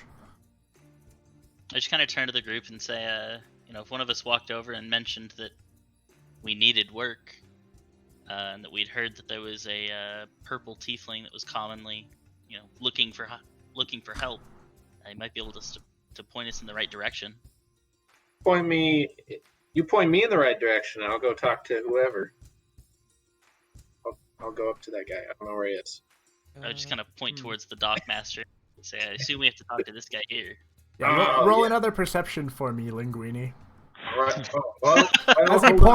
As he points in a direction where there's a lot of people. Yeah, you're kind of squinting. Sorry. Guy, not really we can lead you there. We can lead you there. He's like the main. He's like the main guy. Okay, he's got the clipboard. He's gesturing around. Look again. What do you see? Harder. Right there. Can I look again? Can I roll again? When he mentions a clipboard, you would be able to pick out the only person that's holding a clipboard in this crowd, and you are able to now see him. And yeah, you make your way. Oh my god! Really? Never mind. You forget about it immediately, and you can't see him. You don't know where he is. I just kind of like wave at the cream, but I'll walk him over and just kind of like yeah. kind of gently push him towards the dockmaster. Oh, that. Okay. All right. I got you. Oh. Yeah. That guy. And I say, excuse me, sir. I'm looking for some work, and I was wondering if you could help me out. Was actually looking for a purple tiefling. I kind of like lean in a little bit. Yeah, at first, as you're saying you're looking for work, you see his eyes kind of taking it in, but when you say purple tiefling, he just... And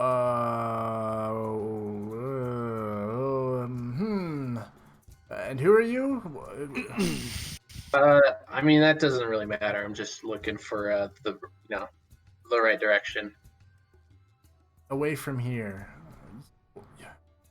All right. Well, my name's Linguini. Really?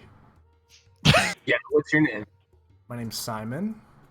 Cool, Simon. It's a dumb name.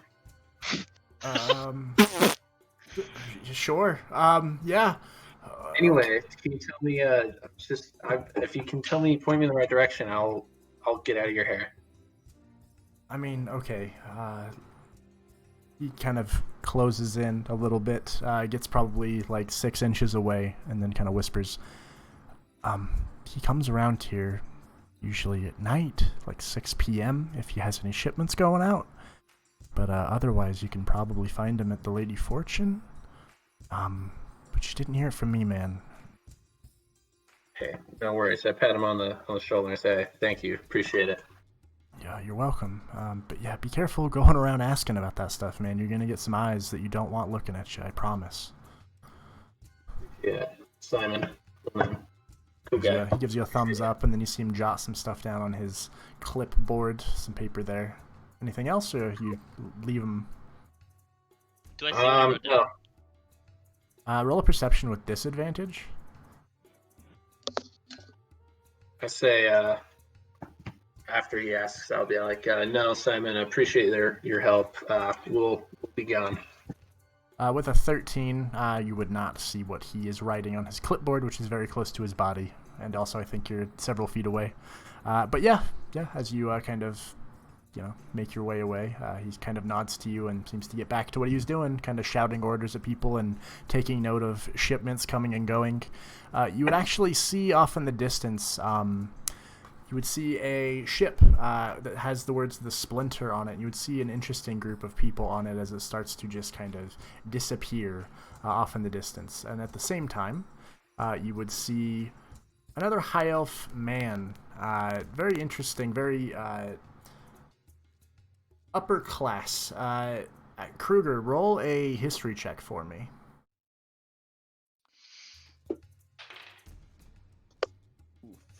Oof. That is a good old 7. With a 7, you don't even catch, and you don't even see this man, unfortunately. So yeah, as these individuals kind of fly away or some walk past you, Linguini, you come back to the party with the information you have gathered from Simon the Dockmaster. I'll let the group know. I'll say, so the dockmaster told me that, I'll kind of lower my voice, but that Laszlo shows up at the docks usually around 6 p.m. around nighttime, or he's at the, what was the place he told me? I forgot. The Lady Fortune. The Lady Fortune. The casino, which I know, Mr. Kruger, you have some complications there. So maybe if we want to try and be efficient about it, we could split up and search both places at the same time, or just do one or the other and Kruger wait outside or whatever. Those are our options. Come back at night. We could always leave a couple out here just to make sure that if he does show up, we've got at least some eyes on him. But I don't know that we have a way to, we wouldn't really have a way to communicate that if something did start happening. What how far away is Lady Fortune from where we are now? We're at the docks. Is it in Spooktown, like hours away? Yeah. So where you were at in the Broken Clock is kind of southeastern Trisdale Downs. You are now at like the southernmost part here. And so who was it that knows? I guess you guys have heard of the Lady Fortune. Yeah, Linguini. You would know that it's kind of almost northwestern, very close to one of the openings towards Trisdale Heights, as this is, a place where it's situated. You would know the casino itself is actually a large airship that seems to have crashed and that they kind of fashioned into a casino space. And so it's also kind of surrounded by magical kind of shrubbery all around it. Very thick kind of leaves and trees and all kinds of interesting things there, which is very different from the mud, the muck, the red dirt that is under your feet perpetually as you've been walking through the shantytown. So yeah, and on foot you'd be able to gauge probably 2.5 hour walk back across this island. Huh. Well, I like that. If it's around 1 right now, he's cruising in around 6 p.m. or nighttime. Maybe we can just make a trip back if we can't find him. Yeah, I agree. Let's Maybe do we'll that. pass him too. Yeah, maybe we'll leave at the same time. Yeah. I want to look over at Sky because I'm thinking, I want to say, hey, do you think he wrote down my name on that clipboard? Yeah, probably. Oh shit. Can I still see the Mr. Simon? Yeah, I mean, you see him kind of walking down out kind of further on one of the port side of a ship, talking to somebody who seems to have just docked in. Talking. How far away is he? Linguini, Like probably 100 feet away right now. For someone as prone to doing backflips and being on fire as you are, you seem awfully concerned about being recognized. That's fair. Suddenly. That's fair. All right, fuck it, whatever. Even if he didn't have your name, will note that you are the only person that glows. That's that fair. I forgot about. Okay, look, guys, I'm not a racist, all right? I don't see the world through that lens. I was more concerned about him having my name, but no, I'm just kidding. That's Which fair. you gave. Yeah, which I gave willingly. without even a pause. Name. You know what? You can have my name. All right. Well, I'm not worried about it. Let's go. I want to try something right. real quick. I want to take that pen that I took from the study or the dorm. Sure. I want to kind of like do this with my lips and like put it there like a mustache. Then I want to cast magical tinkering on it. Okay. I want to do a static image of like somebody's face. Somebody else's face. Like an illusion over your own? Yeah, exactly. Okay. Any face in particular? No, I just want to do. You know what, like I'll do the dock, the guy at the docks. Oh, the Something similar. So you're gonna look like Something Simon. simple. Yeah, Simon. Yeah. Simple Simon. Or at least he'll be my inspiration. Sure, yeah, easy enough. If you're able to make simple illusions, you would create essentially an unassuming man's face over your own face. That's kind of, if somebody was to touch your face, they'd understand it's an illusion, but for those just walking past, they assume you look like somebody else. It works okay? Okay, I didn't... I turned to everyone and I'm like, how about it? So I look. I Look touch great. his face. I think we're go, good to "What the go fuck?" then. How long does Okay. that last? It's basically... Let's see what it is. Oh, because you're into the casino for 22 large. Yeah. That's why. I was. I just realized It that. doesn't give me a time frame, but it says up to 4 objects. So after that, it, goes over. Got it. But yeah, Cool. Well, I mean, yeah, as long as that'll, Just, as just long have as to you're hold able to the- do that, sounds Yeah. good Sick. to me. All right, I Should link probably head arms off with then if we're Damion trying to and get start back as well. skipping along. Yeah, let's go to the casino. No, I'm gonna keep an follow. eye I'm out. gonna be like right behind Linguini. And yeah, I'm doing the same thing. I'm just kind of like, I know that I'm pretty good at spotting things. I'm gonna be constantly like kind of keeping my eye out, trying to watch for stuff. Oh yeah. Perfect. Yeah, as you guys are walking, a lot of the shantytown looking like the splash screen you see before you, just awful, just awful.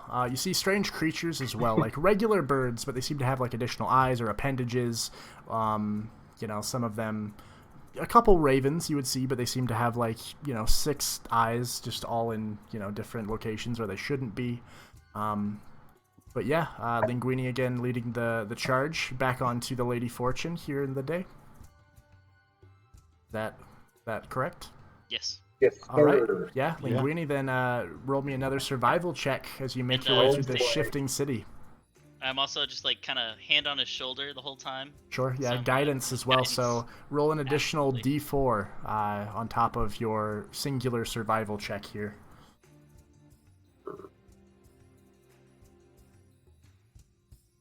And 4. I'm just rolling that one in D&D Beyond because I don't know how to do it. They I got a just take 4. slash roll. 8. I've got a total of 8. Not that great this Yeah, time, guys. with a total of 8. It's been a while since you've been on this side of town, and you get a little lost. You kind of end up just in the middle of what looks like a small encampment of what you think are dwarves. They seem to be just masses of hair, kind of here and there, in this kind of area. You see them in sleeping bags, but that have been kind of opened up and almost like draped like a tent. And you just kind of, as you look around, all of a sudden you just can't see the way that you just came, and there seems to be about 7 of them. I put 7 my hands on dwarves? my hips and I go, well, this isn't right. Did you say? Huh. Did you say dwarves? I sure did. I said, guys, I'm a little lost here. So this isn't the Lady I'm Fortune. gonna go talk to the dwarves because I have like. There's about, I don't know who these guys are. Don't worry, I'm gonna go talk to them. So I just go talk to the dwarves because like I have like a history with them. That's like from my background, so like I have like respect of dwarves. It's respect to the stout folk background. Sure. All right. Well, let's And- hope they're actually dwarves. Yeah, and so I'm just gonna go talk to them and be like, "Hey, we seem a little lost. We're trying to get to the casino. Can any of you guys help us? Point us in the right direction?"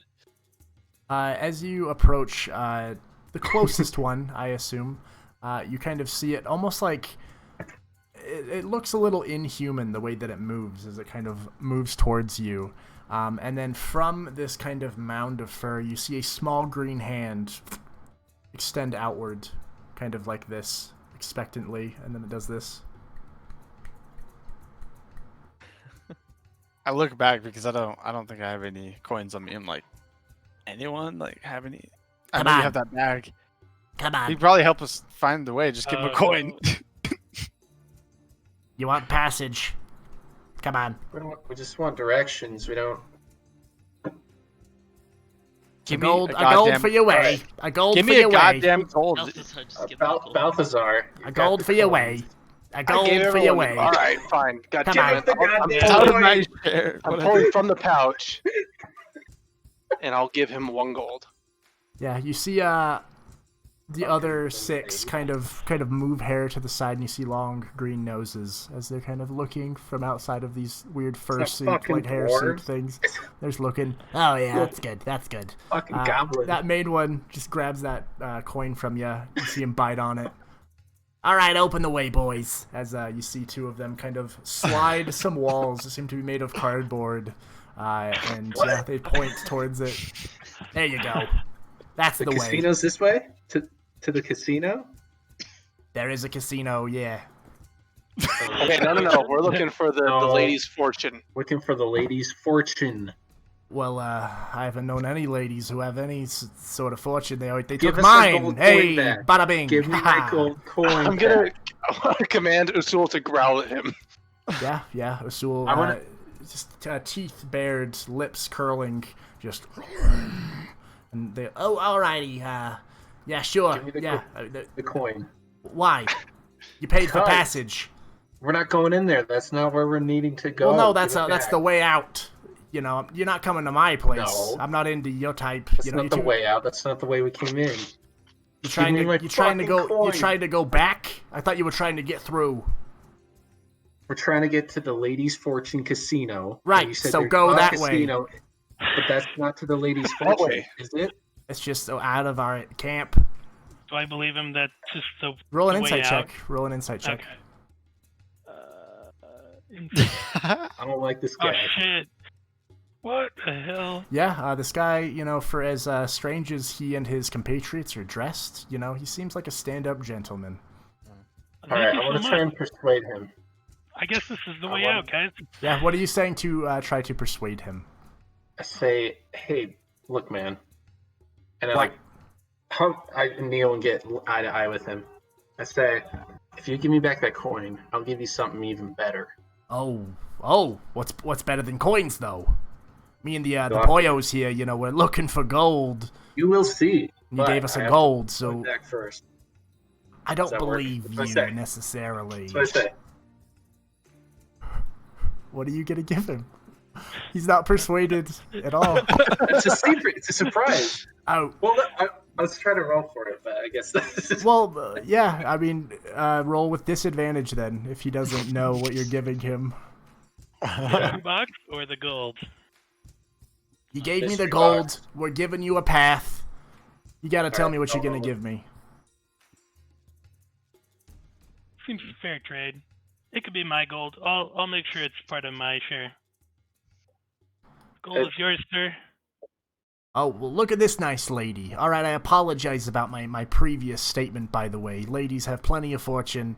I just had a bitch of an ex-wife. So I apologize about that. But thank you. That is the path northward. I don't know if the Lady Fortune is still there. I don't really leave this place. My good lady. All right. There we go. Thank you very much, sir. It's good enough for me. Oh, sir. I'm glad I like gave you this that guy. gold coin in the first place. I'm glad I did. Sure. Yeah. Boys, you know, let him out of here. You know, go on then. And they once again just slide the opening open, and you do see kind of a pathway, though there's still plenty of other shacks and things there. But yeah, you continue onward. I want to north. lead the way this time. I put my hand on Linguini's shoulder. I was like, you know what? You got us this far. Let me take over from here, okay? Balthazar, roll a survival check for me as you continue north of this small little goblin circle. Damn. 27.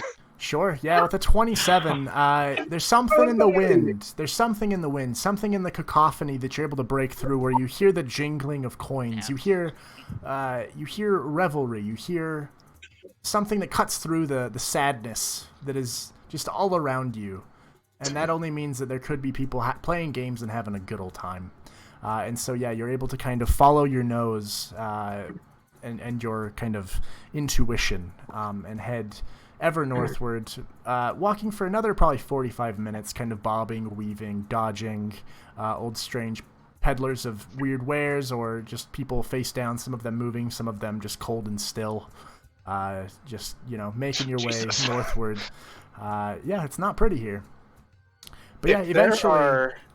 If there are obvious, like, beggars, I still have 9 berries left. I mean, almost every person that you pass will beg you for gold, for food, for literally anything. You feel like grabby hands occasionally on, like, your clothing, grabbing at your weapons that are, you know, holstered. Like, these people are not, you know, they're not trying to hide that they're in need here. These are people at rock bottom all around you.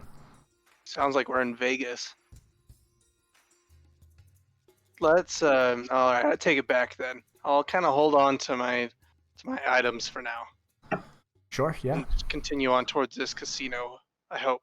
Yeah, as you continue moving, you start to see the dirt below your feet, the mud below your feet that's caking some of your boots, and these smells start to kind of dissipate. And off in the distance, you do see these large walls that seem to have a kind of almost purple glow to them with like golden flecks, almost kind of a couple inches off of the walls themselves as you see Trisdale Heights, the gated, community behind that, hidden from your view, but these gates ever present, dwarfing, all of you.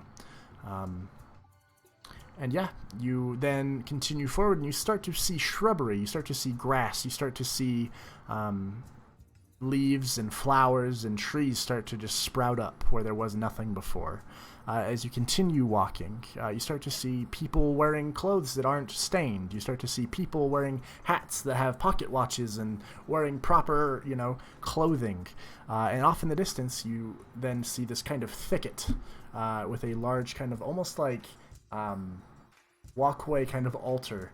And beyond that, you would see a large golden ship that seems to be grounded.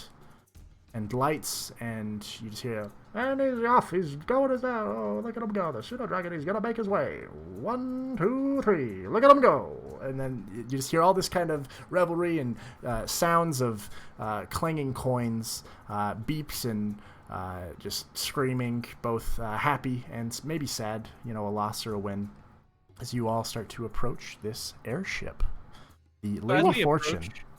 I have my Arcanum robes on. Yeah. Do those have a hood? Yeah. I mean, if you want yours to, it definitely can. Okay. Well, I think that's reasonable. It would have a hood, and I'm gonna pull mine up too. Yeah. With your illusion on your face and your hood up, your face is 100% obscured. I mentioned to everybody that like the image can't move, so I can't be talking to people. Oh, gotta smile. All right. Yeah, as you start to approach, you see this airship kind of embedded in, this shrubbery, and at this, there's a ramp that kind of seems to be the way in. At the top of this ramp, you see 2 large, full-blood orc women that seem to be standing there, just kind of looking gruff, just kind of looking around, almost as if they are the bouncers of this place, just kind of eyeing people as they come and go. As some people are entering, you see them kind of rough them up a bit, kind of patting them down for weaponry, and then kind of push them along. But yeah, you guys approaching? I do have my weapon with me, so do they disarm people before going in, or is there well, I don't know. Yeah, let's approach. You see that they're just, as you approach, give me just a sec.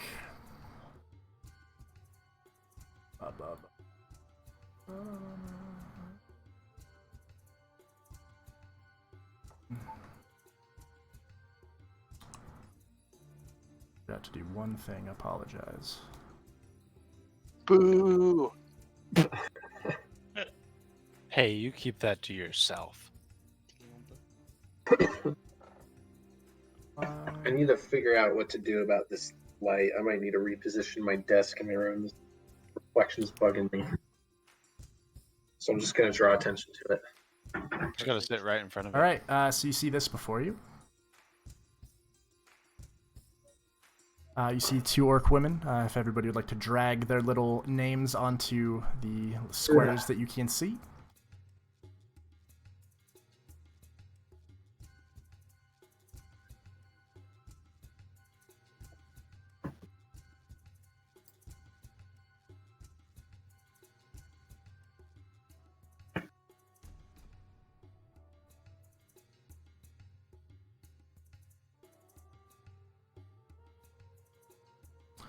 Yeah, so what are you doing? You see these 2 orc women as they kind of just look at you and watch you approach.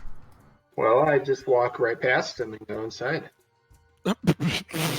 Smile and wave. Sure, yeah. As you are walking past, you do so, and they don't seem to stop you. All right. I follow with his confidence. I'll offer a single nod as I make my way past. Yeah, as you nod, you just kind of see one kind of snort, and as you enter, Dude, she wants you. Damn. So laggy for me. You see neat. this casino area with all these different tables. In the center, you see a halfling man who seems to be standing kind of in the center of this roulette table where it's kind of spinning, and you see the kind of the ball kind of hopping around as it's spinning, and you hear him specifically going, "Look at him go!" as he's pointing up, and you see if you look up. A series of familiars in these kind of tubes that seem to be racing around kind of this tube track at the top. And he just seems to be almost commentating as he goes, "The pseudo-dragon going in the front. Oh, but the weasel, look at him go there. Oh, but the raven, he's very quick. But this owl, by God, look at him go." And then you watch as the owl flies in past and seems to get past this finish line as you hear just the people all around go, "Hey!" And you see one man get showered in gold as everybody kind of throws their gold his way. As he takes that in. You see others. You see kind of two halfling men to your right and left at the kind of middlemost tables there who have a series of dice and seem to be kind of almost playing craps with these people here, rolling series of dice and, people taking the money and going. Far off on the left side, you see yet another halfling man behind a small bar off in the corner there. And also you start to take in more of these kind of large orcish women that seem to be kind of standing in front of various entryways, looking gruff, armed to the teeth, some of them with spears and pikes, others with daggers that you can see kind of on the hip, on the thigh, as they are, wearing loincloths and kind of just almost the bare essentials, almost barbaric in nature looking, very different than the well-dressed halflings that seem to be kind of all over the place. On that note, you would also see kind of a barmaid, a small halfling woman with poofy red hair, looks to be probably in her mid-40s with just a big smile, seems to be wearing like a corset and kind of gives you guys a wink as she walks past you holding a bunch of drinks, seemingly just probably as big as her, very similar to what Havlar was doing earlier in the broken clock as she walks across and provides some drinks to the people sitting and playing these games. So yeah, you guys are in. You see this man in the center who just his voice carries. You also hear a band kind of playing off in the top right corner between those two tables.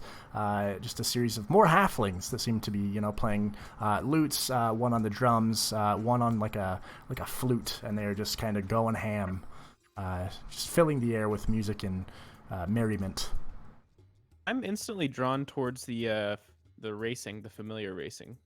Yeah, you see the man in the center. He seems to be the one that's taking the bets as that last race has kind of stopped. You also see all the familiars just kind of poof away.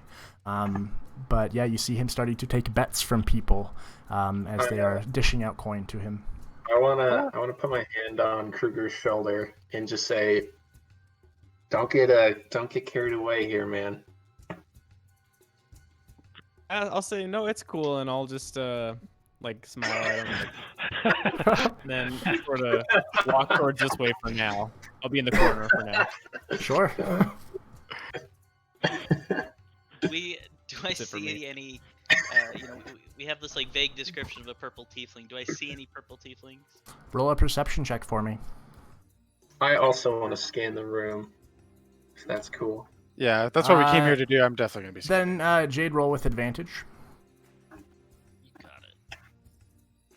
Yeah, as you're looking around, you see a smattering of halflings and a smattering of orc women, and that is all. Shame. Can I look around not for the tiefling, but rather people who, maybe someone suspicious who's maybe taken a little too much of a interest in our party, or any specific members, like a flaming man? So yeah, far off, you would roll a perception check for me, actually, in regards to that. 16. With a 16, while when you did walk in, of course, the various guards that are stationed around the place seem to take note of you. The only set of eyes that seem to remain on your party is the far off person behind the bar on this kind of elevated area on the back end over there, seemingly pouring drinks and kind of sliding them down the bar here. a smaller halfling man who seems to have very pointy ears, almost like he's almost maybe half elven as well as a halfling, but he is leaning into the halfling, genes a bit more there.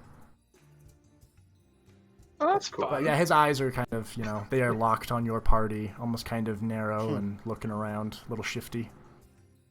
Well, we should start this night with another beer, Hell yeah. It's been a long walk. I say let's get started. Does the bartender wear a top hat by chance? No, he seems to have just kind of a poofy head of almost blondish, brownish hair. And yeah, he just hatless, the hatless wonder over there. All right. He is dressed very well, though. Seems to be wearing kind of a suit. Very proper. Seems very, seems to have very good posture. Just seems to be very, very dapper here in this establishment. While they're over at the bar, can I sort of sneakily pull out my tinker's tools and possibly smith's tools?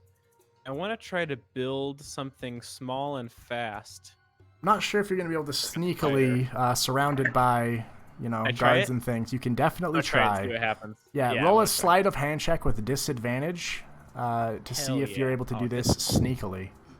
So you are surrounded in a very well-lit room with a lot of guards. It's a 1, but... Yeah, with a 1, I mean, you're able to do it, but nearby guards are aware that you are building something strange in their establishment. There's just this guy with a big cloak with a lot of, movement under it. Yeah, they can't see your face, and so you catch some eyes. And you see some of them kind of whispering to each other, and one of them actually seems to disappear. Crunchy. Okay, well, I'd like to build a fast little spider robot, on my shoulder. Okay, yeah, I mean, you build it. This woman who kind of caught your eye, you see her kind of walk over here, and then she seems to just kind of disappear from view. I'm sure she's fine. I'm going to walk over to the table here and ask. I want to chat up the guy who's manning this race. Or do I see someone who's, accepting bets? Yeah, the man in the center is accepting bets. He seems to be talking. Okay. Oh, you're gonna go for that one, eh? What kind of familiar would you want there? All right, you would like a pseudo dragon. That's my favorite as well. And he looks at you and, well, hello, kid. What are you looking to do? Entries? Hello, I'd like to enter my racing creature. This is a familiar race, not a what have you race. What are you doing? Oh, this is my familiar. He's Spider Frank. Spider Frank. That's a wonderful name, but he's not going to be qualified to go in this, as I create the familiars. You just tell me what you want it to look like, and then we go. But if you want to... on any of the familiars in there, then? You definitely can. You're here at the Lady Fortune. Why else would you be here? Okay, who do I see? Okay, who do I see? Who do you see? What do you mean? Yeah, what kind of familiars do I see? You don't see any yet. You see that people are kind of telling him the shape that they want their familiars to take before the race begins. And you see that there are 3 of 4 folks. No, it seems that you kind of... Listen here. Here's how it works. You seem new, right?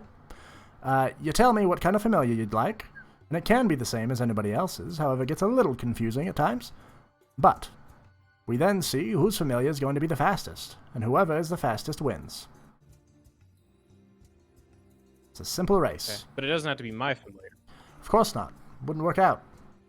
Oh. Could be rigged. Oh, okay. Well, I'd like to put in a familiar bet then. Sure. Based on a spider.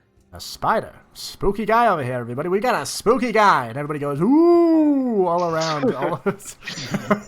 People clearly drunk. Just drinking and just putting gold down. All right, that's going to be a 5 gold buy-in. Winner gets 15. I put the 5 gold down. Sure. All right, we've got a spider. We've got a pseudo-dragon. We've got another owl, as he was the winner. And we've got a falcon. All right, I need you to roll me 3 d4s. Oh boy.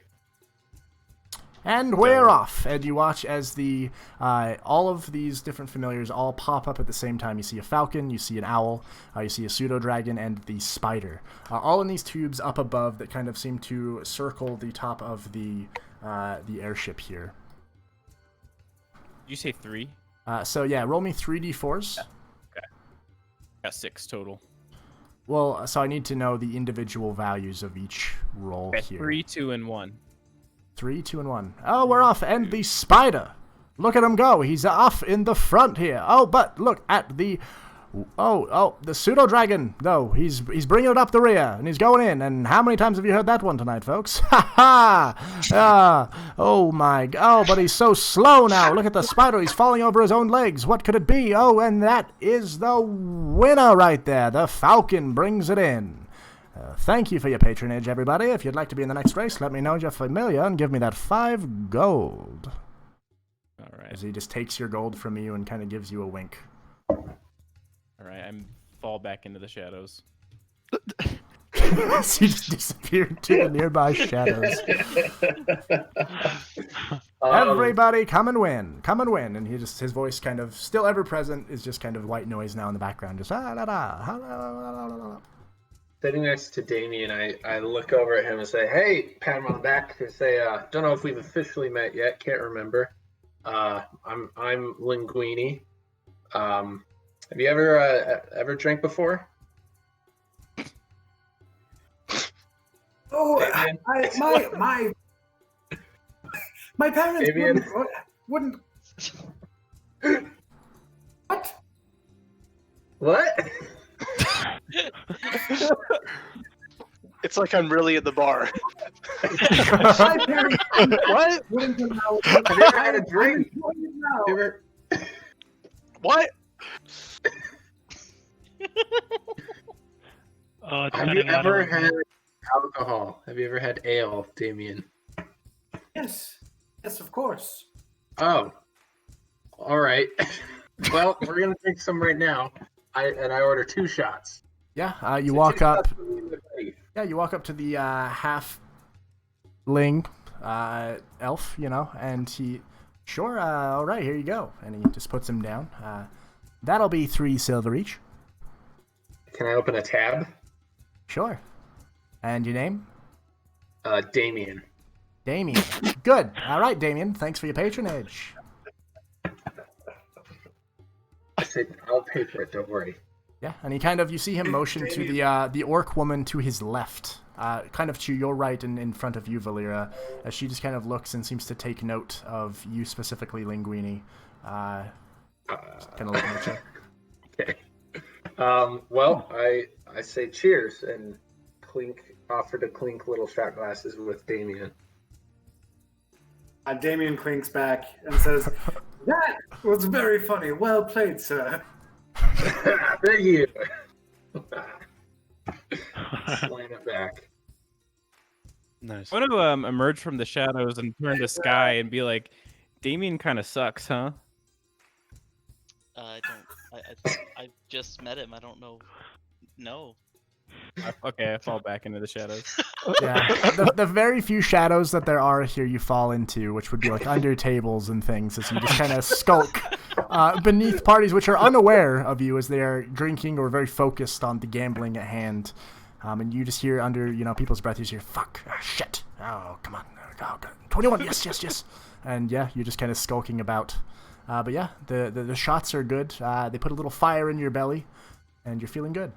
I want to know, how much is this game that I'm at where this lady's running it? Yeah. You actually see a small halfling man wearing kind of a pinstripe suit before you, just kind of tossing up dice in his hand and catching them. And he looks at you with kind of a coy half smile and says, "Oh, you looking to play?" How much is it? Well, that's up to you. But odds are, whatever you put in, you either win double or you lose it all. What'll it be, big boy? I'll sit down, sure. That makes me uncomfortable, I'm just gonna be honest. But yeah, I'll sit down. Oh, sure. My apologies. Sometimes people are into it, but yeah, sure. All right. So this Usually this is a minimum 25 gold buy-in, but if you want to put in more, that's up to you. Without saying a word, I get up and walk away. He just kind of looks at you. Yeah, that's what I thought. 25 fucking gold. So, is there like, like silver tables?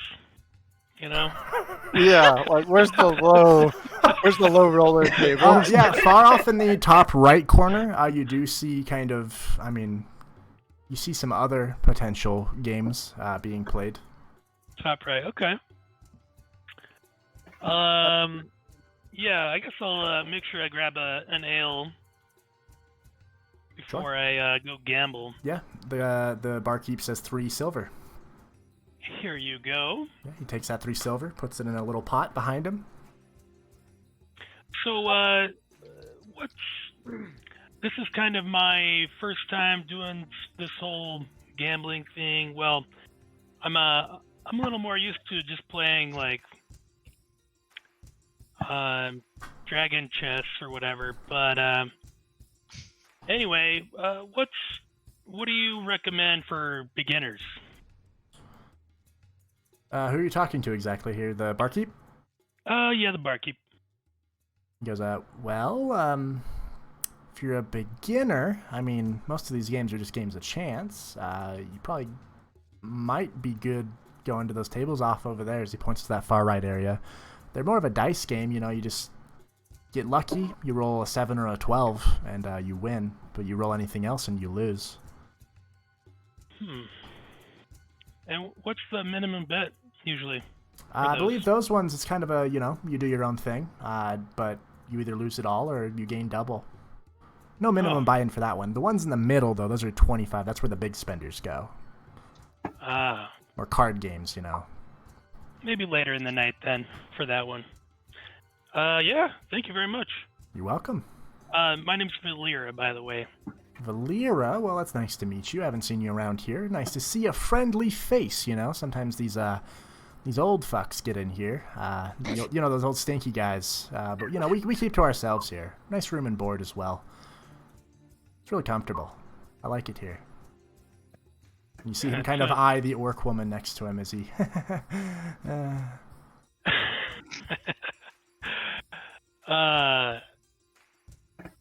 I don't know what that means, but yeah. Thank you. Yeah. I'll go try that out. Sure. Good luck. Yeah. May fortune be with you. I don't know. We don't have a saying. I want one though. I think it'd be fun. Just trying that one out. Hopefully it was good. And he just kind of smiles at you. Feel pretty good. Yeah. All right. I will. Oh, did I shake his hand? I want to make sure to shake his hand, if he's willing. Yeah. If you extend your hand, he shakes your hand. His hand a bit smaller than yours. Halfling hand, but he does shake your hand and has a firm grip. Okay. But if just normal halfling dude. Cool. Yeah, seems normal enough. Excellent. All right. Well, here I go. I'm gonna go do some gambling across the. I follow him. Other side. Sure, yeah. You go to the other side. You see 2 different tables. The top one is a bit more open, as you do see, a couple of folks kind of around there as they're just rolling dice on this table, and you hear either yeah or shit, as they're just kind of throwing dice down and then kind of hooking them back every so often. They see you approach, and the guy says, "What'll it be? What's you buying?" Just 1 gold. 1 gold. We've got a big spender, everybody. Look at him. Yeah. And then, Money so bag. that's a lady. I don't. Oh, golly. And he's very sorry. Sure. 1 gold. All right. Go ahead and roll for me 2d6. Ace's favor, everybody. Ace's favor. Will he favor you today? Can I be in on this round too? Yeah. Roll 2d6 for me.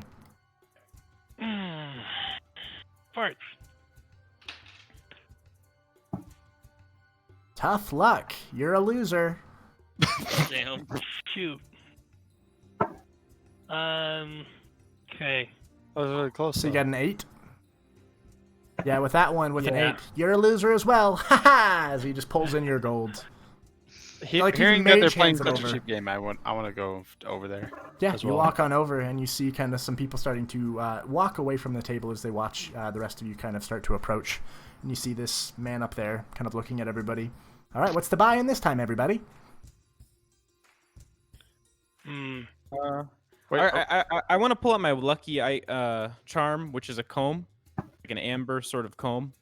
I run it through my hair and it like sticks. It doesn't really go through, but I want to put in 25 gold. Oh shit! All right, yeah, 25 gold. You just put down this stack of golds, and people go, "Oh, look at that! Look at this guy!" And yeah, roll for me another 2d6.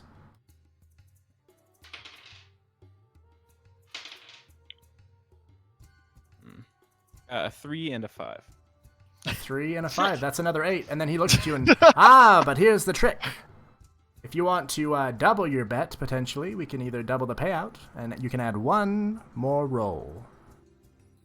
If you get a 4, you win. So If you so I don't, you put in lose 50 gold. I'll put in. Yeah, I'll put in. All right, make it run 50. one more d6. If you get a 4, you win 100 gold. Oh my god. Oh Kaden. yeah. Okay. I pull my comb out of my hair and I roll my dice. Yeah, everybody looks in real close. 1. Yep. With that, he watches and goes, "Oh, tough luck!" And everybody just goes, "Oh!" And you sense like people are wanting you to win with that much gold. No. But you watch as he just kind of pulls over with this little hook, the stacks of gold that you have placed before him, and then you watch as it all just kind of almost gets sucked into a small bag of holding that he has on his side. Smile and sink back into the shadows. Sucks to lose, and we have losers all around us tonight. As he just looks around and just smiles big. Ha ha!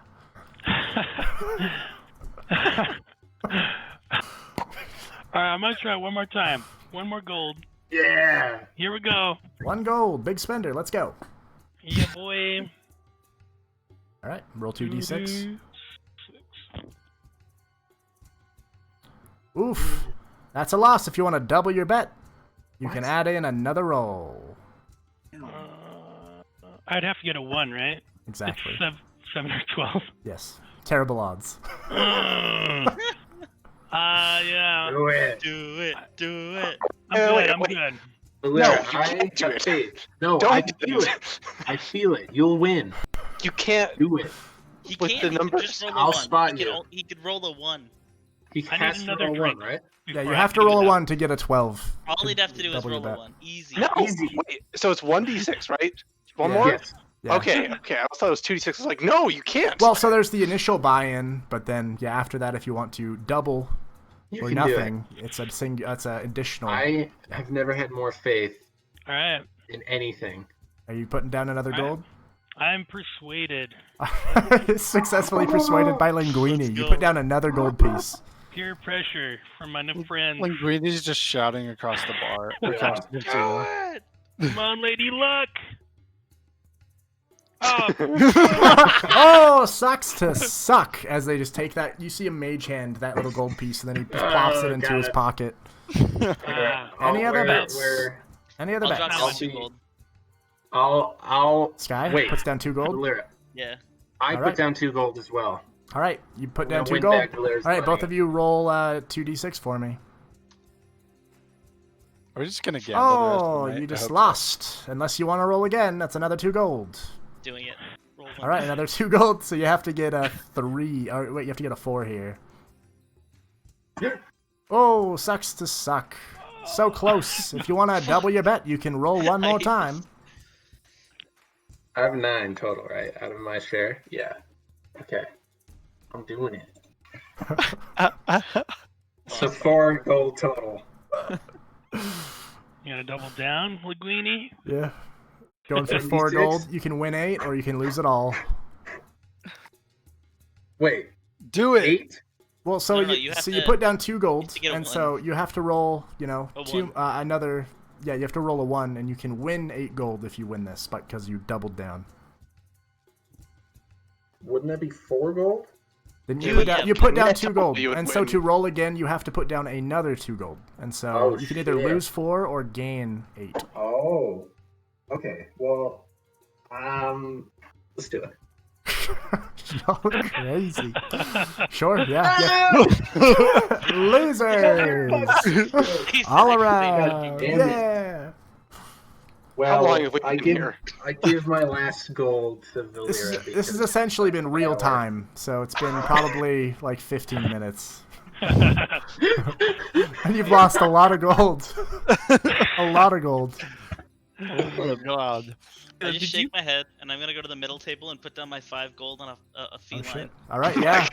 Oh, look at this guy. He's got a feline here. Okay, you want a tabby cat? You want something a bit more feral? What's it going to be? Oh, Just man, a that's simple so black much cat. space. Ah, like you. I see that right there, Yeah. my tabaxi friend, as he gives you a wink. All right, and you see his pompadour kind of bouncing as he's kind of nodding with the music that you hear off in the distance. All right, we've got a tabby cat here. We've got a penguin. What is a penguin? And this guy kind of conjures an illusion of a penguin, and he goes, all right, that will work. It might be a little wonky, but we'll make it work. All right, we've got a weasel again over here, and a butterfly. All right, let's go. Roll me 3d6, and show me each individual value. Jade, win. Win for us. Oh, and they're off. And look at the feline go. Oh, he's so far ahead. He's going. Oh, but the butterfly's very close to the feline there. Look at him go down. Oh, here he goes. Oh, he's slowing down, but he wins it. Oh, there he is, the feline. Here you go. And you watch as he gives you a sack of 15 gold. Done. Yeah. I hold it up and I walk back to my friends, never to gamble again. Put all 15 down now. Woo! Okay. Now, dude, but 30. I still need a shield. Double bubble. Also, you guys do see the roulette table that's kind of around where this man is standing. That does seem to have people also, playing roulette there as well. If anybody wants to give that a go. I God do love damn it. roulette. Wait, is Lazo even here? No.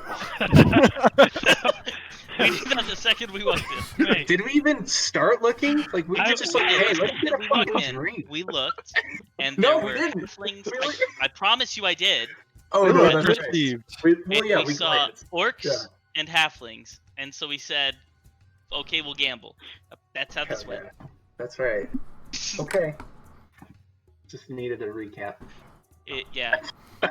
Anybody we get came here a with try one roulette? mission, and that was to gamble. That's true. I'll do roulette. Yeah. All right. yeah. Okay. Yeah, the man looks and, all right, we've got some roulette players. All right, the way it works is like this. Call out blue or green. Blue are odds, green are evens. Or you can call an individual number 1 through 20. And you see that on the roulette kind of wheel there, it's 1 through 20. Some of them blue, some of them green. If you get the correct color, that's a 1 to 2 payout. Double your money. If you call the correct number, that's a 1 to 4 payout. Quadruple your money. So what's it going to be, fellas? What's it going to be? Number. All right, I'm gonna do blue 1. All right, you're calling blue 1. This is a man who knows what he wants. But will he get what he wants? That is the question. Any other bets? Going I'll once. do blue 12. Odds are blue, so that would be green 12. Oh, yeah, sorry. No worries. First time for everything. Anybody else? Going once. Going twice. And here we are, as he puts the ball in there and spins the wheel. And you see it going, and it eventually stops so close to the 1, but hits the 2, sticks in the 2, and yeah, your gold is lost. Rip the Was it not blue either? Well, you called an individual number, and so that kind of Oh, overall that makes sense. trumps it. That's Oh, a you can get the terrible color return. number. Yep, that's the house always wins, kiddo. This place fucking sucks. Let's leave. Yeah. Sucks to suck, red guy. I got you there, man. Oh man. Oh, Wait, that was a I'm gonna kick play out. roulette now. I haven't played anything yet. Sorry, Raz. I want to put just 2 gold down on just the color blue in general. Sure, yeah. All right, yeah. In general. All right, here we go. As he rolls it there, and it goes. Color blue, and you watch as it settles once again. Same place on the 2. The nice green 2. Oh, Nice green too. Yeah, fuck this place. place Just, blows. Yeah, as we're sitting here, I just want to do like a quick glance. Is there any like weird doors that people are like walking through that weren't the entrance? I mean, you see a series of doors. You see here. You see a door here. You see a door here. Oh, there we go. Here. You know. You see many different doors. All of them seem to be kind of guarded by these orc women, for the most part. So, where's the Wiz Palace in this establishment? Who are you asking? The Osthegard, closest to me. Yeah, you see her just kind of looking down at you as she is probably about 7 feet tall. And she just looks down and you go outside. Oh, duh. Thank you. Forgot. Sure. All right. I'm at a loss. Let's see.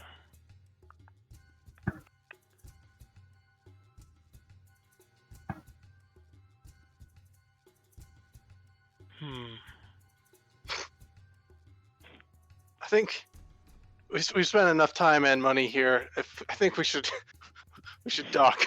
Go back. Let's see, what else can we play? Is there anything like? Is there like blackjack? Not that I have money. Yeah, you see that the 2 center kind of tables, one where Zag originally sat, it seems to be some sort of blackjack situation with a 25 gold minimum buy-in. Oh, what the fuck? All right. Dude, I fucking just left. All right, I leave.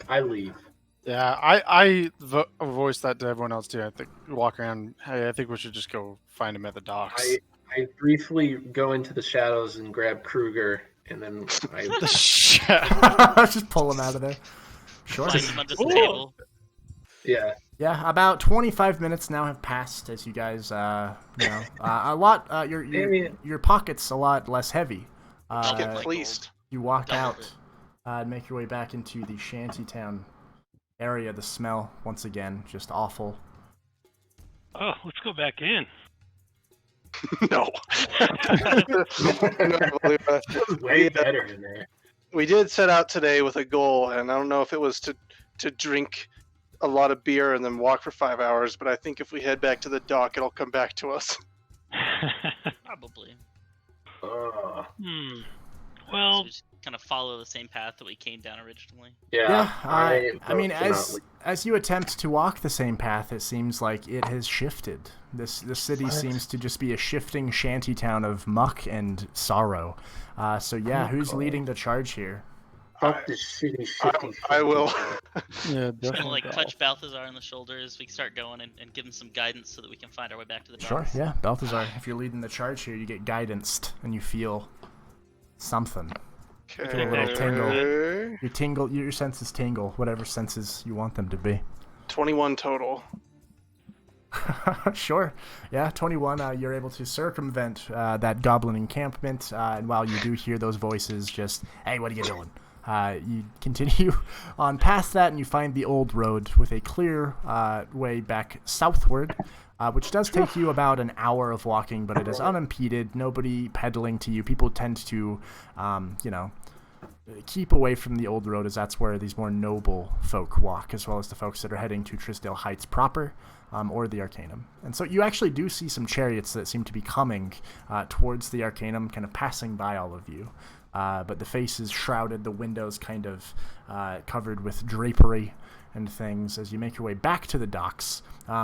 Seems to be about midday now, after you've walked about another hour. So we'll say probably 3-ish, 4-ish p.m. now. Let's take a break, man. Like, let's just post up. Let's be somewhere nice and out of sight if possible, and let's just wait. Yeah, is there like a spot near the docks that have like a restaurant with like outer seating or something like that? Just Nothing like a restaurant, though you do see people that are, offloading, various goods. You do see a McDonald Industries kind of stall that does seem to have more, strange meat that they seem to be getting some new cargo right now from a nearby ship that seems to be flying the colors of the Industries there. And so, yeah, you'd be able to go and, get some nice mystery meat. How about any like kind of equipment or magic shops? Do we see anything like that close by? Roll a perception check for me. Oh yeah, to spend all your money at that you have. Yeah. I have 20. I could use a shield. Hey, I got 4 GP now. Look at you go.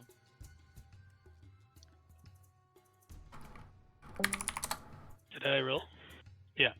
Perception yeah, of 5. 5. You wouldn't Oh. see any restaurants. You wouldn't see any like magic shops or anything. However, you would be able to locate the only actual structure that seems to have some sort of commerce going on, and it seems to be like a general store. With general goods there, scraps of this and that.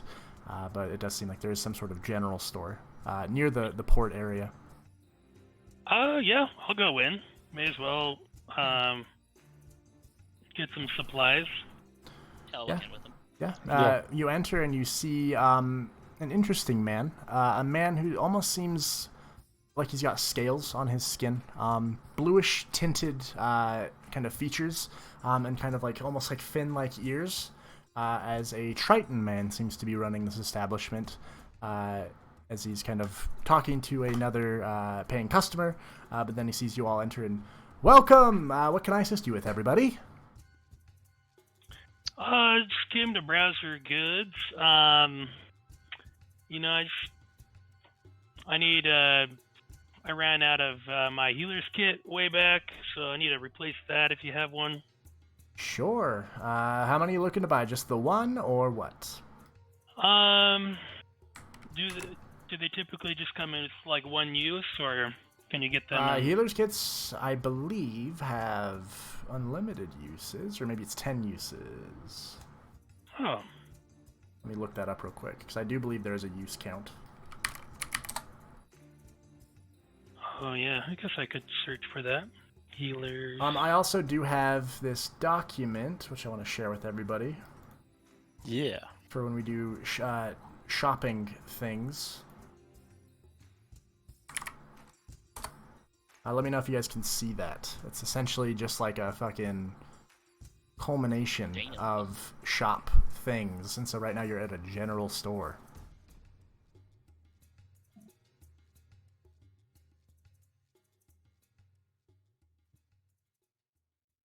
Yeah, that's a big list.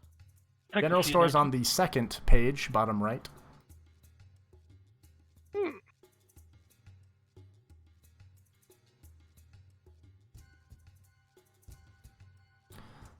So what are you looking for? You're looking for that healer's kit, right? Let me see if I have anything in stock. And you see him kind of smile at you and kind of goes into the back for a little bit. It is lagging beyond all belief for me.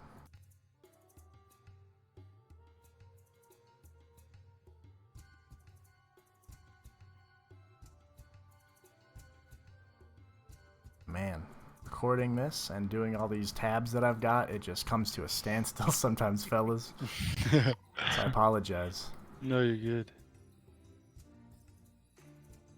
It says, well, I'll let you. I found it. It's on the right side. How much does it say for normal? Oh man. 5. Normal cost 5 GP. Yeah. Yeah. Well then, yeah, he would come back. He finds kind of this kit rather that's kind of in a nice little bag, and he says that'll be 5 gold pieces for you. Oh, 5. Hey, Sky.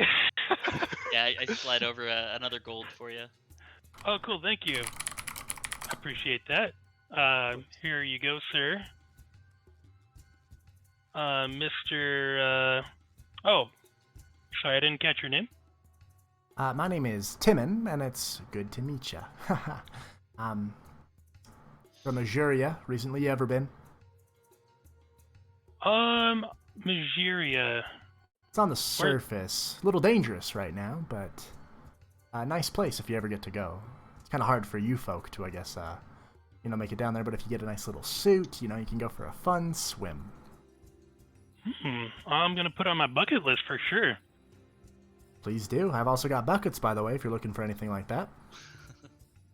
I might. Would you happen to know of like a leather worker in the area? None of those that I know of. I mean, some of these old weirdos up in, the Downs themselves might be able to help you out with something like that, but not me. Nobody I know. Fair enough. Thank you. Of course. Anything else I can help you with, gentlemen? That'll be it today. Thanks, Timon. Of course. Thanks for stopping by. And then, he just kind of seems to go back to helping some other paying customers. And about 15 minutes has passed. We'll say it's 4:15 p.m. What are you guys doing? Cool. I'm super chill to just like kind of, I'd come back to the group and just be like, hey, look, guys, I figured at this point we could either just sit around and wait, kind of hard to look inconspicuous doing that. But I guess our other option would be, seeing if they have like work for us that we could do for like 2 hours. But I don't know how the dock workers do. Yeah, we could maybe if we could just offer our services to maybe even the dockmaster guy. Yeah, that's what I was thinking. Is if we we say, hey, we have 2 hours. Do you think you could use us for 2 hours? It's a lot easier to see someone yelling around on the docks if we're actually standing on them, and we're a lot harder to see as somebody that's looking for somebody if we're working. I don't trust is this he dock still holding worker. his clipboard? Yeah. If you guys go back out there, you do see Simon still there. Looking a little more weary, but, he seems to be still just going at it, just kind of shouting, pointing at these various ships that are coming and going, with people kind of seemingly running to wherever he's pointing and starting to assist with, unloading cargo. Okay. I want to try and get a peek at that. Sorry, my computer shit itself, and I dropped from the... Yeah, no worries. Is the ship called Splinter still there? Or no, that is long gone. It seems that it was flying away at that time, and it seems to have gone off on its merry way. All right. I am good with whatever you guys want to do, but working has its benefits too. Like I said, we kind of look inconspicuous, and ideally we'd make. We a do little bit of need point. the money. Yes. Some of our party seems to have lost it all somehow. I don't know. Well, we don't have to deceive anyone anymore, right? For work. If we're working, we just have to listen out for a purple guy yelling a lot of orders. Yeah. Talk work. Yeah, that's true. What are you guys doing? You guys just kind of standing by the general store? You're gonna approach the dockmaster? You're gonna hide in an alley? What are you doing? I vote hide and wait. I think the dockmaster's on the lookout.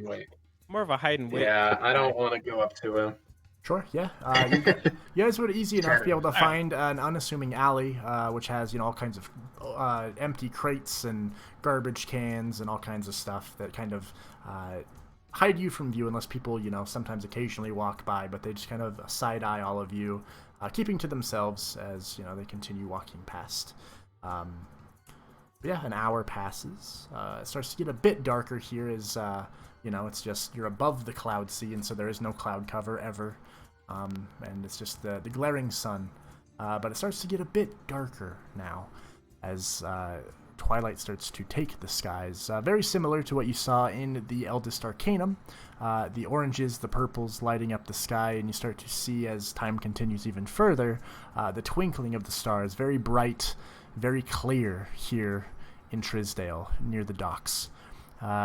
Now about 5:45, you start to see less dock workers at the docks here, as people seem to start dissipating, going home as if they've finished up the job for now. As new folks also start to arrive, as if they are now this later shift. And with that, I need everybody to make a perception check for me.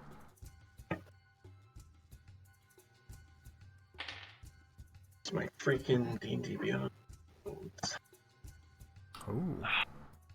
Plus 10 to perception, though. That's nuts. Balthazar. With the new Tasha's Ranger, I put they get one canny, which is like one yeah. expertise, and I put it in perception. That's sick. Yeah, with that, you specifically, Balthazar, as everybody's kind of keeping an eye out, but you do see the shift changes happening and people coming and going still, just perpetually. Far off, you hear something. You hear an interesting voice that seems to cut through the rest as you hear, "Oh, this way, motherfuckers. Alright, yeah, that's the one. Oh, look at that one. Alright. Oh, fucking hell." And then you see a man walking towards the docks, about probably 4.5 feet tall, a massive hat to make up the difference, with one kind of horn jutting up and out. Purple of color. You see kind of almost luminescent kind of eye makeup, rings that seem to glimmer in the twilight, and the stars above sparkling. Just this man just adorned in jewelry, just lots of different necklaces around his neck, a long robe that seems to almost be dragging across the ground and yet seems to be clean. But you see a purple tiefling walking towards the docks with an entourage of these tall orc women around him, as he's kind of, "Alright, that's the one right there. Pick that one up if you would, Olga." And then you see one of the orc women walk over and pick up this crate on the ground near the dock area with ease, as she just kind of is holding it on one shoulder like this. She just looks to him and just nods. "Perfection. Alright. And Simon, come over here, Simon. Fuck, come here." As he motions towards him, and you see Simon's eyes kind of get bigger as he starts to approach. Yeah, what are you guys doing as you see this man approach Balthazar specifically? I'm just going to say to my group, man, we really need to get a job. This is, I'm like all out of gold now. I'm screwed. I need work. I don't have, so. Just out loud enough that people can hear it.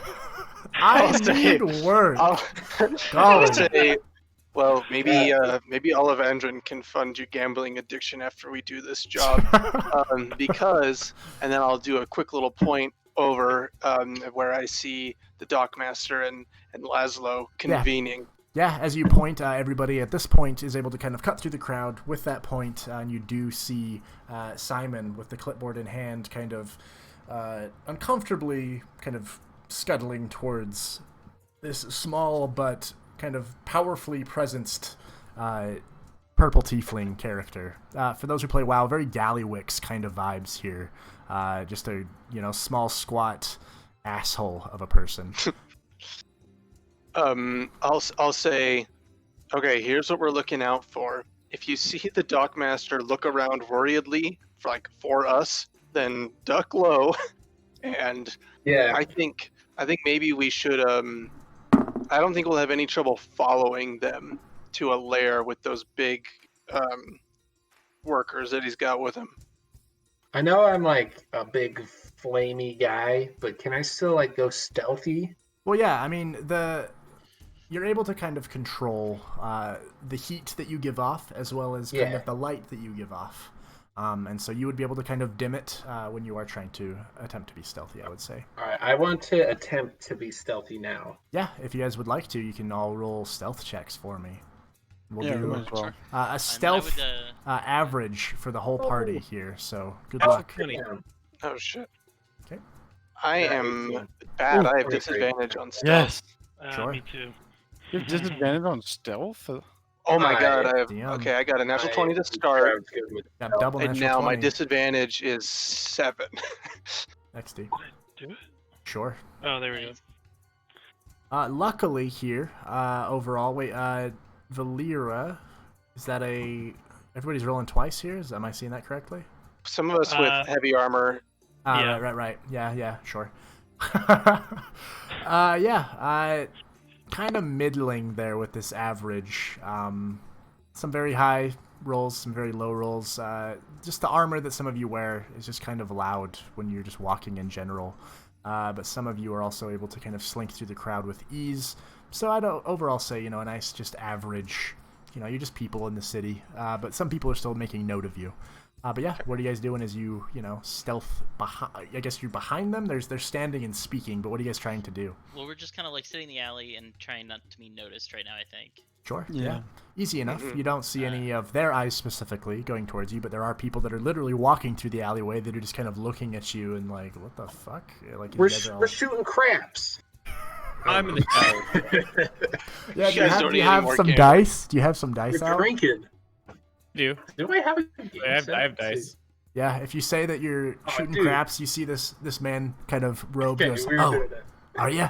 Can I get in on this? Say no, fuck off. Get out Don't of here. don't take any more opportunities to gamble. You guys can't be trusted. Yeah, the guy just runs away. Just fuck you. As he notes, like as the guy runs away, I would turn back to the party and say, I can turn into animals. So if need be, if we start to like maybe get noticed or something along those lines, I can also, for 2 hours I can be a rat or something small and something like that to kind of follow behind without maybe. Oh hell yeah! Be a rat and then follow him, and then just come back and tell us. So that would be Can you something be a that I can gazelle? do as well. No, Gazelle's way too big, Calvin. He has to be a rat. Just a fucking gazelle here in this shanty town. Just randomly I love prancing it. behind them the whole time, like Yeah. You're a lot pay cooler if attention you to could. me. There's been Yeah, weirder be- things, I assure you. Weirder, stranger things have been seen here in this wizard town. I mean, yeah, dude, be like a little rat and then follow him.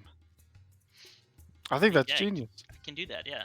So I mean, Do we'll it. just watch them for now, but All right. Sweet, hell yeah. We'll name you Remington. How far away are we from them talking? I Caleb? would say probably 50 or so feet as they're Mm, kind of that's out in the far. open here, just kind of talking. And at first, Laszlo, as he approached, was being very loud and just kind of yelling his orders, but now he seems to be kind of talking in more hushed tones with Simon, as Simon is kind of flipping through whatever, seems to be on his clipboard. You see a stack of papers there. Can as any he's of kind our going through them. magic friends nab the paper with my name on it? You can certainly try something. What if we do a thing where we like bump into him and we're like, "Oh, sorry," and then someone else who's really stealthy comes Pick up, one. just Like a swipes the meat whole fucking clipboard. Sounds like a Or at terrible least idea. it's enough. Okay, what about this? All right, final idea. All you're worried about is if he wrote down your name. What if we like snipe the clipboard with fire from afar, and so all of a sudden his shit's on fire, and he's like, crazy, but What are you gonna do? What are you gonna Right? do? Oh, no. is that not possible? What the? It's That's possible. terrible idea. It's possible. I mean, Are you gonna do it? Who's gonna do that? Who No. wants to do that? Wait a minute. I have I might fire. be able to do that. Yeah. I could drop a fireball on him. Oh wait, yeah, Calvin, you have produced It's flame, huh? Terrible idea.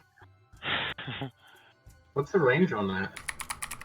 It'll say in there. Where is it? Spells. It is 10 casting foot a range radius. of self and then a 10-foot radius. You can affect the flames. You get right up next to him and just shoot fire at him. Well, I can attack with it, and it's 30 feet. Can I attack his clipboard? So he's 50 feet away, and you're behind cover there, being stealthy. But if you were to walk out into the open, about 20 feet, you could definitely lob. And start a throwing fire. I don't No, One no, fire. No, I won't do it. If I couldn't snipe him, then I wouldn't. Snipe I need to him. be in cover. Right. So we're good. We're chilling, guys. Don't worry about it. So, are we just gonna like watch and follow this guy around for the rest of the night, or? Well, I assume so. My assumption is that he's using the ogre women as muscle to carry these crates where we want to go, right? Where their base is, or where a storehouse is, something that's gonna get us closer. And I'm also assuming it's gonna be easier to kind of track these ogre women, without us being spotted. Because I don't know, wherever they're going, I'm sure we'll get far. That's all I'm saying. All right. So we wait. Keep shooting craps. Sure. Yeah. Yeah, and definitely follow him as a rat, though. I agree. Yeah, and with your fake I face. thought about it again, and I Kruger. will instead do it as a cat if I do it. No, because then people will want to pet you and like take you No, home. because I can just do it on the roofs and things like that, and they can't outrun me because rats happen to move slower than most people. Yeah, but they can fit into little tiny holes in the walls. Have you If I seen have to Ratatouille, I dude? can.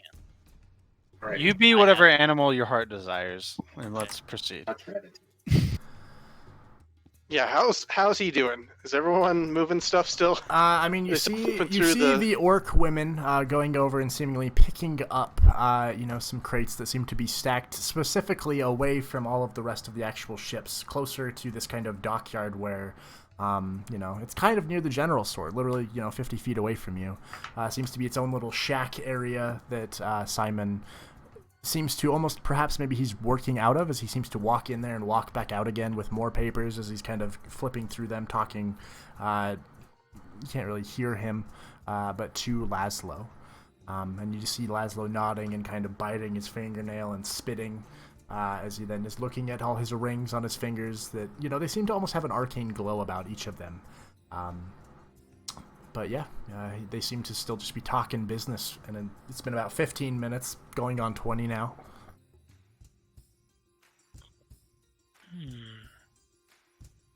No, Yeah, he's man, got to I think go that- somewhere, sometime, I right? think we'd be just kind of like watching out for him to be like leaving. We're not trying to make within sure that we're earshot, following really. whatever- I mean, you could definitely try to get closer, but right now, there's so many people, there's airships coming and going, that constant hum in the background, also the cacophony of just nonsense off in the distance.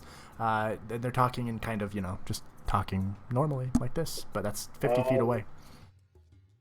What if I went up and tried and just talked to him and tried to get him to let me join the boys?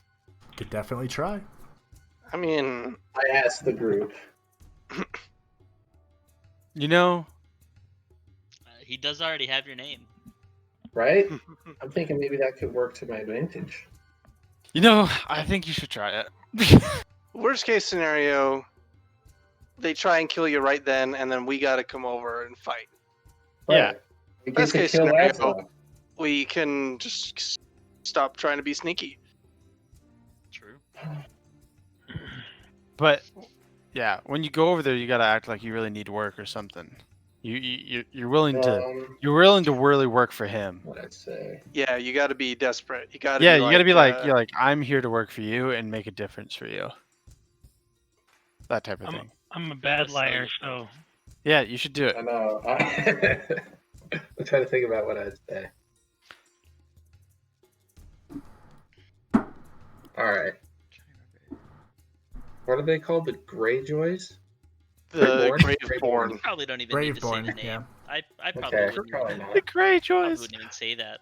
You're gonna go pay the iron price right now? Or what do you? Absolutely not. Dude, What is go that try it. number? I got your back. Do it. Oh, that's right. No, I don't want to fuck it up. I'm gonna wait just a little bit longer. No, I don't see how this could go poorly at all. I think Really? this is No, do it. Do it. one plan. All right. Do it. All right. I go out. I go up to Laszlo. Yeah, you approach and you see them both kind of side eye and stop speaking and look at you. And Simon goes, and then Laszlo, well, hello, and who might you be? I say, sir, my name is Linguini Fiddleman, and Wait, no. Quick moment. yeah, Just taking it in. I understand. Right, just ladies, come here. And you watch as they're holding their Okay. boxes, they get in no. closer, and No, yeah, let's this bring them bloke here, he comes to me, he walks up, and he says, listen, he says, my name is Linguini, and I wrote Fiddleman, right? Yes. And they all kind of look and they just kind of grunt and shrug. And he goes, it's funny though, you know, like the noodle, right? Anyway, yeah, Linguini, what can I do for Yeah. yous? Yeah, no, Well, sir, I hear that you are the man to go to when people are in desperate situations, and I, sir, am in need of your help, or rather, hoping that you are in need of mine. I'm looking for some work, or really whatever. I just don't have anywhere else to go. Well, that last line there makes you fit the job description perfectly. However, you could be, trying to fuck me, trying to get into my affairs. And I don't know you, you big bright boy here, real shiny guy. Fire Genasi, right? I haven't really seen one of you, but I've heard of yous. Is that fair to say? Right, yeah. Can I chime in? You just kind of appear behind him. No. Sorry. Into this, not into the conversation. Just to you. What you people never heard of? Not into the conversation. I just want to walk just casually walk by at 30 feet away. Sure. And you come out of stealth 20 feet or so in this kind of open area. There are people walking around. What are you doing to kind of remain inconspicuous? I'm really just keeping focused on walking just to the closest pathway that gets me close enough to them within 30 feet. Yeah, I mean you're kind of walking near them. Yeah, but not really paying attention to them, or really just walking. Sure. And I want to cast suggestion on him with a subtle spell, so I don't use any components or that is any a verbal. Weird but awesome combination. What are you gonna suggest then? I'm gonna suggest, because I want to word it in the way that influences him. You should actually help this poor kid out. He seems all right. Interesting. Give me just 1 second, actually. Give me just 1 second here. Interesting. I like that.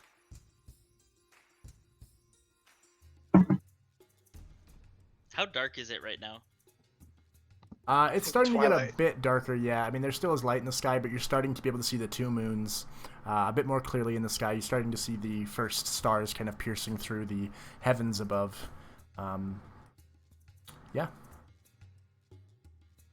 So yeah, you're holding the components. You kind of whisper it to yourself, but they don't actually hear you. But say your suggestion one more time. You should help this poor kid out. He seems all right. All right, and he has to make a save, I believe, right? Yeah, wisdom saving throw. Wisdom save. What's your DC? 16. Shit. Yeah, he gets a natural 2 plus something. And so, yeah, he fails as he kind of looks at you as you whisper and cast this spell. And he goes, I should really help this poor guy here. Right, ladies, I should be a little charitable every once in a while. We just send off those other blokes on the splinter to be fucking killed. But in any case, if you're... Right, Linguini, if you are not afraid of a little hard work, blood, and perhaps, a little kidnapping here and there, then you can work for me for sure. I like the cut of your jib, you're a nice, strong-looking lad there. Could definitely use a little more masculine energy around. I've got these pretty women all around me all the time. Could use another manly man like yourself. What you say? Appreciate you saying that, and honestly, if I weren't capable of doing all those things, I wouldn't be here. I'm down. Sure. All right. Well then, I guess when can you start? Right now. Perfect. All right. Well then, and you see him kind of pull out a piece of parchment. All right. Here's a nice little contract. Just don't worry about the paperwork here. Just kind of sign here, you got nowhere to go, right? So it doesn't really matter. So just go ahead and just sign here, Linguini Fiddleman, as you said, right? Just go ahead. And you watch as he kind of almost seems to apparate in his hand a quill, which is dripping reddish ink as he hands it to you. There you are. No. I sign it. Sure, yeah. You take it in your hand, good man. And as you write it, you write your name, and yeah, it's there. And then he goes, "Thank you," and then it just poofs out of existence. And with that, you are now my right-hand man, Mr. Linguini Fiddleman. Good. All right. So what we need to do now is get this stuff back over to Well, have you been to the Lady Fortune? It's a fun little establishment. It's actually of my making. And if you're gonna be around, then you're gonna see some things that you're probably not gonna like at first, unless you like that stuff. In which case, don't get weird. But we'll see what happens, Linguini. All right. So come with me, ladies. Let's get going. A little bit of a walk. If you haven't been. Probably about an hour and a half from here, but I know the quick ways through the city, so just keep behind me and we'll get there lickety-split. And he kind of nods at you and gives you a little thumbs up as he kind of motions to the orc women. They start to follow him as he starts to walk away, and you see Simon just kind of going through his papers and looking at you and just looking through his papers again and looking over his shoulders, just kind of confused at what just happened. And then Simon kind of fucks off back towards the port area. What are the rest of you doing? Is Laszlo is now walking with his entourage of 4 orc women and Linguini at his side. I just look at the group and I guess I'm gonna go. I'll say I can't believe that worked. Sort of. I casually walked back sure. over later. And before he even walks back, just to make sure that I don't lose them, because I don't want Linguini to be alone without us knowing what's going on. I'm gonna go ahead and turn myself into it's a jet black cat with it getting darker, especially. My goal is to any of the shanties that are look sturdy enough to walk on top of is this little tiny cat. Yeah. I want to kind of keep my distance back, but also up on top of some of these roofs and things. So it gives me a climb speed of 30 and a move speed of 40. So I just want to kind of stay back enough to where I'm not noticed necessarily, but kind of follow along so that I can catch up if need be or anything. Yeah, you guys start walking for a while. You're able to bob and weave up on top of these shacks, makeshift buildings here. Some of them do seem to have planks, seem to have steel plates that seem to create makeshift kind of bridges for a small enough creature like yourself to kind of get over. And you guys just continue walking. Are the rest of you just kind of sticking in the port area? I don't really know, because now we've got our cat friend on the prowl. We can try following. I didn't hear what he said to Linguini, did I? I would say no, but you were close enough to cast your spell, so you did influence that, and yeah.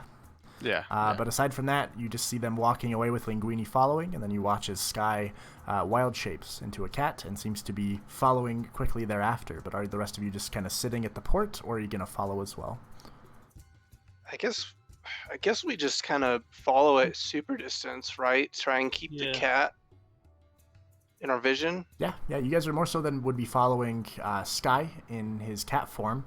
Every so often, Sky able to kind of, a tail pops up and you guys are able to see, okay, that's the general direction as you're kind of weaving through the shacks. But once again, you guys are walking through a very strangely fast way directly through. Even though there's a lot of turns, it seems like there's nobody impeding you, there's nobody grabbing at your clothing. It seems like wherever this path is, Laszlo knows the exact way to get through this city without getting, berated or attacked. Or perhaps him walking is parting it like the Red Sea here as he continues. Within about an hour flat instead of 2, you actually once again find yourselves approaching the Lady Fortune. Once again, you hear the same sounds. You see the red dirt turning into greenery that seems to kind of sprout up into massive, just gigantic green leaves all around this golden airship. As Laszlo walks by, and you just see almost like royalty. The guards that are there kind of kneel and kind of bow their heads. It almost seems too quiet as Laszlo enters. Linguini next to him as he's just been spouting out all kinds of strange facts about the city. Just, oh, that right there, that's old Greg's place, and that right there, that's Whiskey Jim. Yeah, him right there, you don't want to talk to that guy. He's a real fuck. He's got 3 teeth left, and I'm gonna take those ones if he fucks me over again. But anyway, and then just all these just random inane historical things of the people that seem to live here. But yeah, as you get there, you watch as that reception happens. Just the quieting of the patrons, the reverence of the guards. As once again, you are now back in the Lady Fortune. And the kind of middle right, this door here, you watch as he walks over that way, and the two orc women that are here seem to walk on the sides here and open up the doors for him, swinging them inward as he kind of nods to each of them. And you see another woman actually in there, seemingly already holding a glass of red wine, but it seems thick, as she hands it to him. And he takes it and says, "Oh, thank you, love." And he seems to just start kind of twirling the glass a little bit, the liquid spinning there. The cat, I need you to roll me a stealth check, as you are a cat entering a casino. Unless you don't want to, up to you. But you guys have entered here. Yeah, actually no. So I wouldn't enter necessarily as the cat. I would just kind of like wait, kind of far enough back, so I can like, because now we know where we are, like where they entered. So once the group kind of catches up, just kind of turn and say like, as long as this doesn't last more than another 2 hours, I can change into something different, because I would have reverted out of the cat shape as they've kind of approached up. Right. As long as this doesn't last more than another 2 hours, I can use this again and turn into something a little more inconspicuous. I can turn into a spider and just kind of climb up and through and try to keep an eye on. But I don't know if our group can really sneakily stay in there with Laszlo. But it's up to you guys. Well, mission not accomplished, right? But pretty close to accomplished. Seems like this is where he hangs out. We know where he hangs out. We know where he drinks. We know where he takes his shipments. What else do we even need to do for Olivandrin? I guess if we could find out where his like actual hideout is, that would be the only thing that we could really accomplish at this point. But we also have to get Linguini out now. Yeah, and on that note, Linguini, as he kind of continues through these doors, he actually seems to hand you this glass, a wine glass with thick red liquid within it. And he says, "Do you like to partake? You ever had this, blood wine?" Hey. No. I say no. I have not had blood wine. Right. Me either. As he winks blood. at you. He winks at you, and you see bloodshot reddish eyes. Now, as you are closer to him, just it looks like he drank and perhaps failed this test of the blood wine. Couldn't know anything about that. I say, you got anything a little less strong? Right. I respect a man who knows what he needs. Well, yeah, anything you like, honestly. We get, all the various shipments that come and go. Linguini, if you like dwarven stuff, we've got that. We've got some nice, haughty, elvish things, straight from Elios, actually. From West Eves, no less, I've heard. And also, Karkovian stuff. Really strange, thick, almost tar-like drink, but it seems to really just get you quick. So any of those strike your fancy there? Yeah, I'll take a dwarven ale. Perfect. All right. 1 second. You heard the man, and you see as the woman leaves and comes back, eventually with a pint of nice foamy dwarven ale in a cool stein. All right, there you go. And so, my good friend Linguini, I feel like I know you so well already. You speak when spoken to. You signed the paper without asking. Honestly, a man after my own heart. Oh, it's amazing. So what are you gonna do for me exactly? What's your skill set, boy? Well, sir, my main skill set is really doing anything that could use some muscle and a sword, and some pretty damn fine skill to go with it. Right. Okay. Well, let's keep walking then, and perhaps we'll see. And as you continue walking, you see that where you've kind of walked into this room and were provided these drinks, there seems to be almost a tunnel that seems to just jut directly into the earth, and it seems to have a steady incline. down and seems to start to loop, and it seems that this starts to go underground a fair bit. And you are just walking sconces seemingly embedded into the sides of this tunnel every so often as you continue to walk. Seemingly no off-shooting hallways, no offsetting rooms, just a long tunnel as you continue to walk alongside Laszlo. Cutting back to all of you, what are you guys doing? I can do the spider thing. Like, I don't. It's the only thing I can really think of to try to get him out, though, or at least make sure he's not completely alone in there. I like the spider idea, but wouldn't we be in the exact same situation for you once you go in? Yep. We wouldn't really know where you were or what you were doing. Yeah. Yeah, I mean, you guys wouldn't. It would just be about Linguini not being completely alone either. But you know, Someone steps on you. we can make a ruckus, you know, and if there is like an issue, if you see the ship start to light on fire, that's something that I can do. At least a little. I can do produce flame if we do start up a fight or anything. I have a couple of things that I can do to try to get the word out, but actually, you know what I can do? I have a skill called Thunder Wave. I have a spell Thunder Wave that I can use, which should be loud enough that if something is going on, if I use that and you guys hear a crack of thunder on a clear night, you guys should be able to just kind of understand and charge in. That's the only idea that I really have, though. It's that or we leave Linguini. You guys do hear the band pick back up, seemingly at Laszlo's dismissal. And it starts to get bumping again, by the way. It's the revelry seems to return, and the people seem to be rolling their dice and playing cards once again with the, oh, there he goes, look at him go. Oh, the pseudo-dragon, he wins this time, he's a big one all day.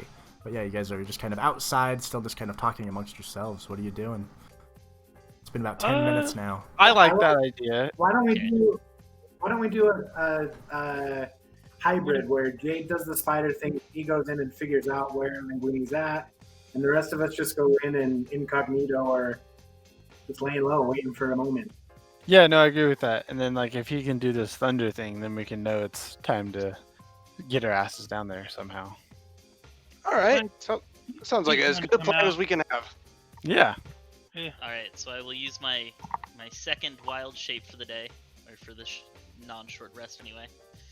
So I turn into just a kind of small inconspicuous spider, and climb over, like, just kind of, I'm gonna climb up on the side of the ship, and like to the top of the door, and just kind of go under to completely avoid the guards as best I can. Yeah, I mean, as look for signs of where they might have gone. Yeah, as a spider, easy enough. Nobody sees you, nobody notices. You're kind of just weaving through people's legs as they're walking around. You go under the door as it is kind of elevated a bit, and you're able to slip under. You do see kind of a guard there, just kind of standing on either side of this door. But yeah, you're able to slip past undetected into this dark tunnel. A bit. You're kind of slow just due to being a spider. But you know, you're able to skitter on through. Yeah, and where I can, I want to use the ceilings versus like the floor of the walls. Sure. Because I can walk upside down. Yeah. Ceilings. Yeah, as you continue in, it's, you know, it seems to be almost as if this crash of this ship was, you know, embedded into the ground, and they tunneled here, and so you are able to now have this red rock, this red gravel, kind of, you know, as you're going on the ceiling there, seemingly delving into the earth itself. Far off in the distance, you do hear kind of the echoes of Laszlo just talking about something. You can hear his kind of cadence in his voice. You don't really know what he's saying. But you are, you know, hot on his trail. With Linguini far off on this kind of straightaway, you can now kind of see him glowing there. Otherwise, everybody else silhouetted. Yeah, what are the rest of you doing as he slips on in? I guess we just gotta start pretending to gamble. I'm just gonna go to the bar because it's cheaper. Yeah. You go over to the bar and you see the halfling man there. He says, oh, "Back already, I see. What'll you be drinking?" I just want ale, please. Ale. All right, that'll be 3 silver. Yeah, I'll give him 3 silver. Yeah, he gives you a nice stein. And he kind of looks at you all and There were more of you before. Is everything okay? No, decidedly not. We are running out of money fast. Well, is that why some of us split off? Lesser of you? I saw you all come in and see only 5 here. I don't really know what to tell you, man. Kind of almost, you see a kind of knowing look in his eyes as he looks at you, Balthazar. Please, be careful. Are you... Come here. As he kind of points to you specifically, but looks at your friends and kind of brings you in closer as he leans forward. I don't know what you guys are doing, but if you're dealing with what I think you might be dealing with, because people don't just come here, lose a bunch of money, and then leave, and then come back like that. Little shifty, gotta say. You doing what I think you're doing? We've got more to lose. I don't know what you could be talking about. I don't want to say it out loud, you know, but you're doing what I think you're doing. I want to cut. Yeah, I can help you out. Okay. Can I hear him being like... Yeah, you guys are there, kind of near. He's just kind of talking to Balthazar specifically, but you're all kind of near. You do see a workwoman kind of like 10 feet away who's just kind of side-eyeing, but she seems to not be hearing. I want to just then mind link to him and ask him what exactly he's talking about. Yeah, he looks at you a little bit surprised, but then replies back telepathically, so no sound. Says, Laszlo's running something crazy here, man, and he's got my family, and, you know, I just want to, you know, I don't want to be here anymore, man. Oh shit, dude, got real. Yeah, so I'm like, how can I help you then? How can we help you? And how can you help us? I can help you out by creating a diversion. I mean, they go through that way over there, which goes down into the tunnels. You know, I can say there's, you know, a bad egg over here. Somebody's causing a ruckus, and the ladies will come over, and you guys can slip in pretty quick. But I'm gonna telepathically tell Balthazar that as well. Just be like, he says you create a diversion for us if we need to get down to where Linguini was taken. I will. I'll put my hand on his forearm. And I'll try and keep it casual, but I'll give him a nod. Okay. The bartender. Yeah. Not Zach. Yeah, he looks at you and he nods as well. I'll see if anybody else can pick up on these subtle hints, but I'll basically gesture and then try and lead everyone away with drinks in hand. Yeah. Towards the door. Yeah, I mean, easy enough. You guys would all be kind of honed in on the conversation, kind of following Balthazar's lead. He watches you all kind of start to, I guess you guys are just going across the way. Are you guys walking outside? What are you doing? Let's just be like checking it out, you know, like checking out the tables. If anyone's playing, we can just be observing it sort of around. You know what I mean? Yeah. Just like people who wish that they had the money to be gambling right now, which we assuredly are. Yeah, with that, as you all are kind of over there, he kind of looks at you all and just watches. Once you all seem to kind of stop and be in place, he starts to just make a scene. He starts to just start screaming and going, "Oh my God!" And he falls over and you hear a crash, glasses breaking. You see immediately as he falls behind this kind of bar area, all of these ladies start to run over. All of them just start running up. Oh shit! All right. Like within moments, as they just start looking over and what's happening over there? As they run. The door now, you know, all of their eyes averted over there. As you all start to slip in, I want everybody to roll me a stealth check with advantage. Oh, okay, that cancels my disadvantage. Yeah. Same. Okay. How do I?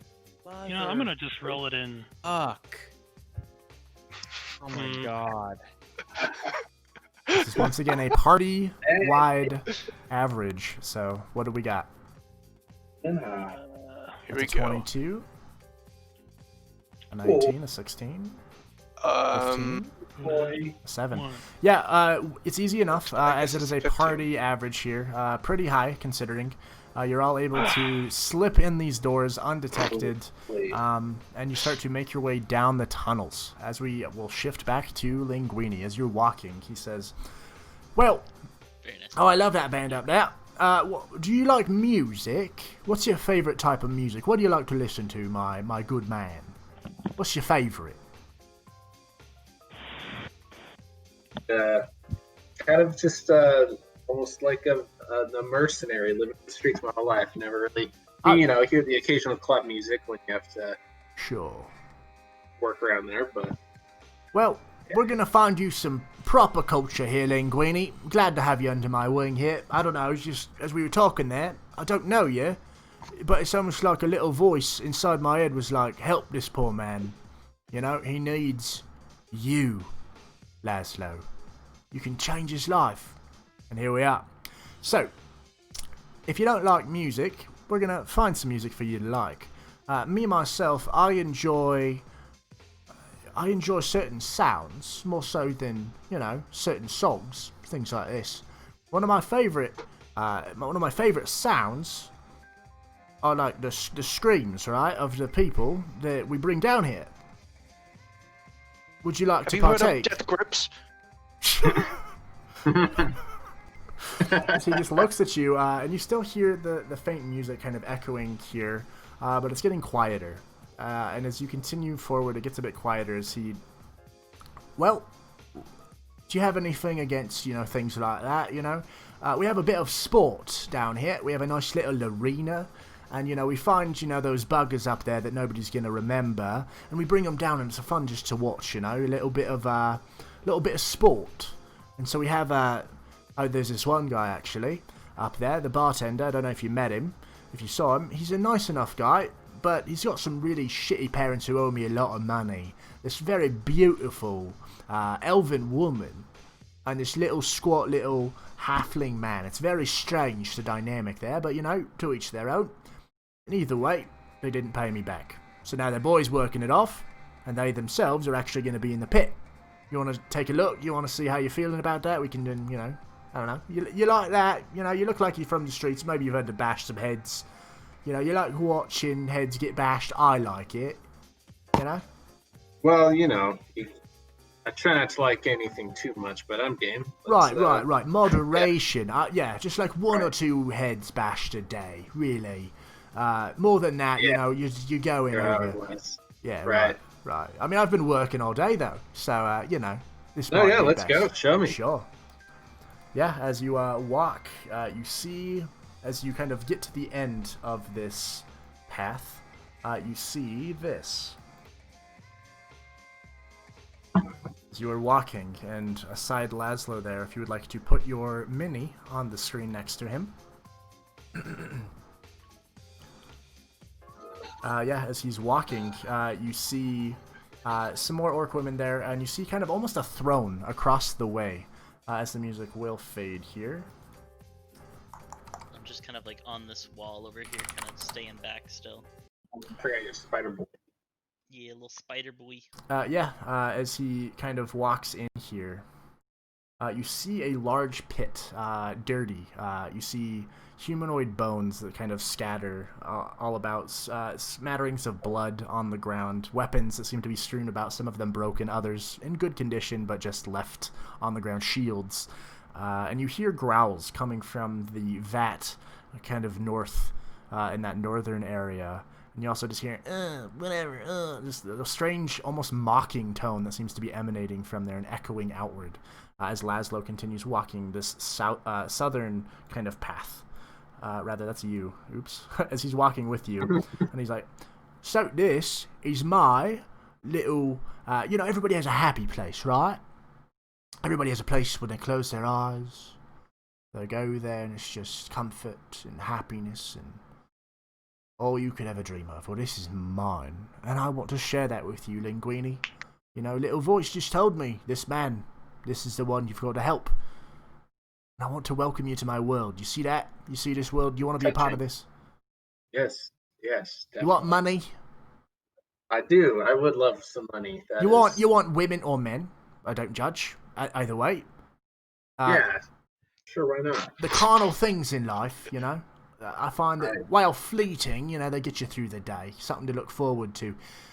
Well, but for now, come on over here with me. As he walks over, and kind of overhead kind of stone thing as he continues walking this way through this kind of archway above, and he sits at his little throne here and says, "Take a seat next to me here. Move over, my good lady," as she kind of stands behind him. Let's see what you think of this. We've got today what I like to call the boy and his dog. And you see the vat across the way start to rise up, as you then see this large creature walk through, and you hear as there's like these strange tentacles that seem to slowly eke their way out of this vat. And then you see large, almost rhinoceros-like kind of body, kind of tan, as you see this creature walk through.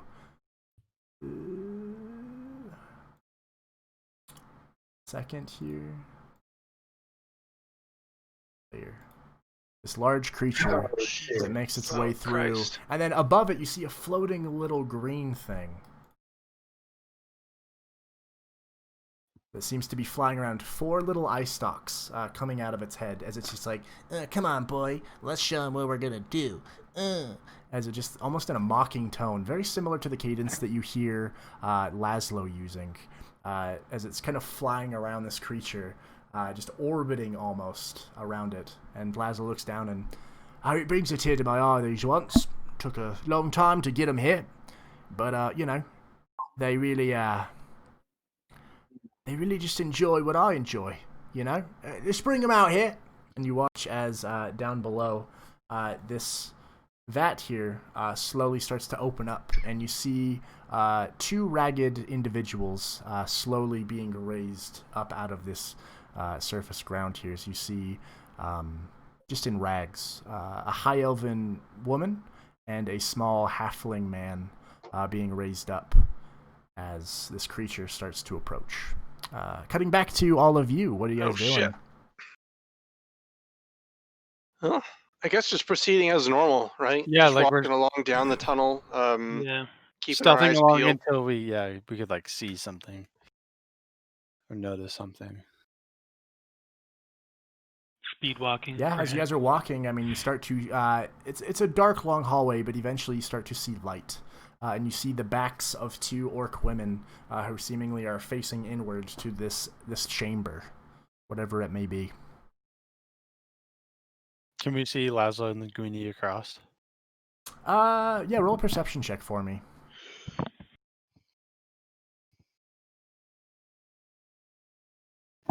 Can't see shit. Nice. I mean, I don't know if we have we don't have any sort of excuse for being in here, and we explicitly know that apparently he's keeping some people prisoner or whatever. So I don't think we About it, have any reason not to be not guns blazing, but Right. But Well, and to he save said, him, like, you know, we were sort of intending on breaking up whatever kind of operations that were considered bad, anyways, right? yeah. yeah. No, Yeah. I think we're ready. I think we're trying to we're ready for some problems, and I think we're gonna put ourselves in the middle of it. Does that sound about right? Does that sound consistent, everyone? I agree. I think so, yeah.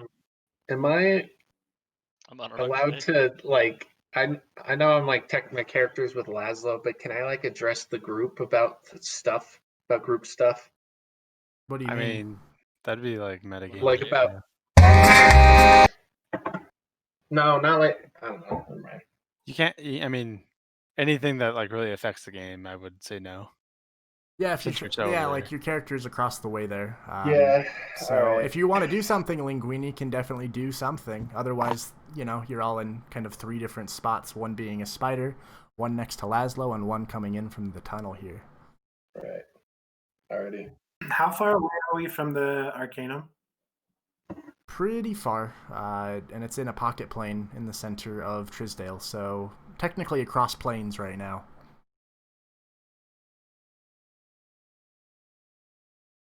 Well, mission accomplished, guys. Let's go talk to Olivandrin and let's get our payday.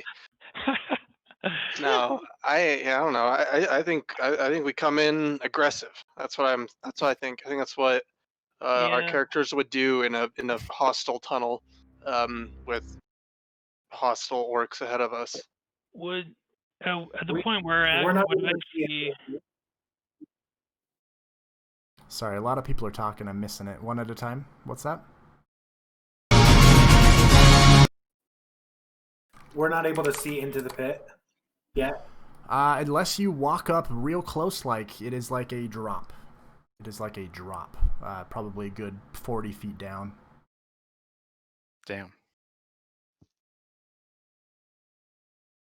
Okay. What are we doing? Shit. I'm just gonna. What can I want to listen intently. What can I hear, Damion?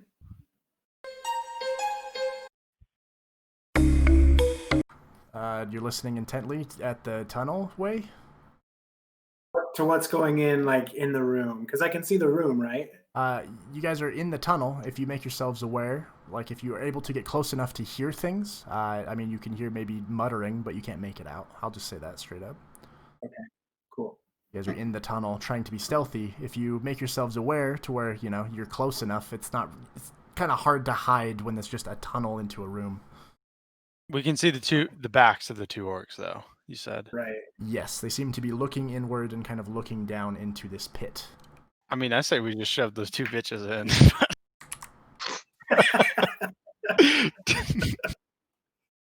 Mentioned a distraction. I'm not sure if anybody heard me, but No, go ahead.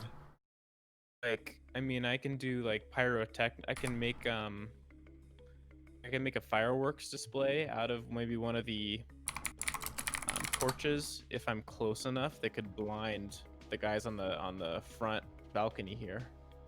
I like that. And then we Like- can run past them and figure out what the hell's going on.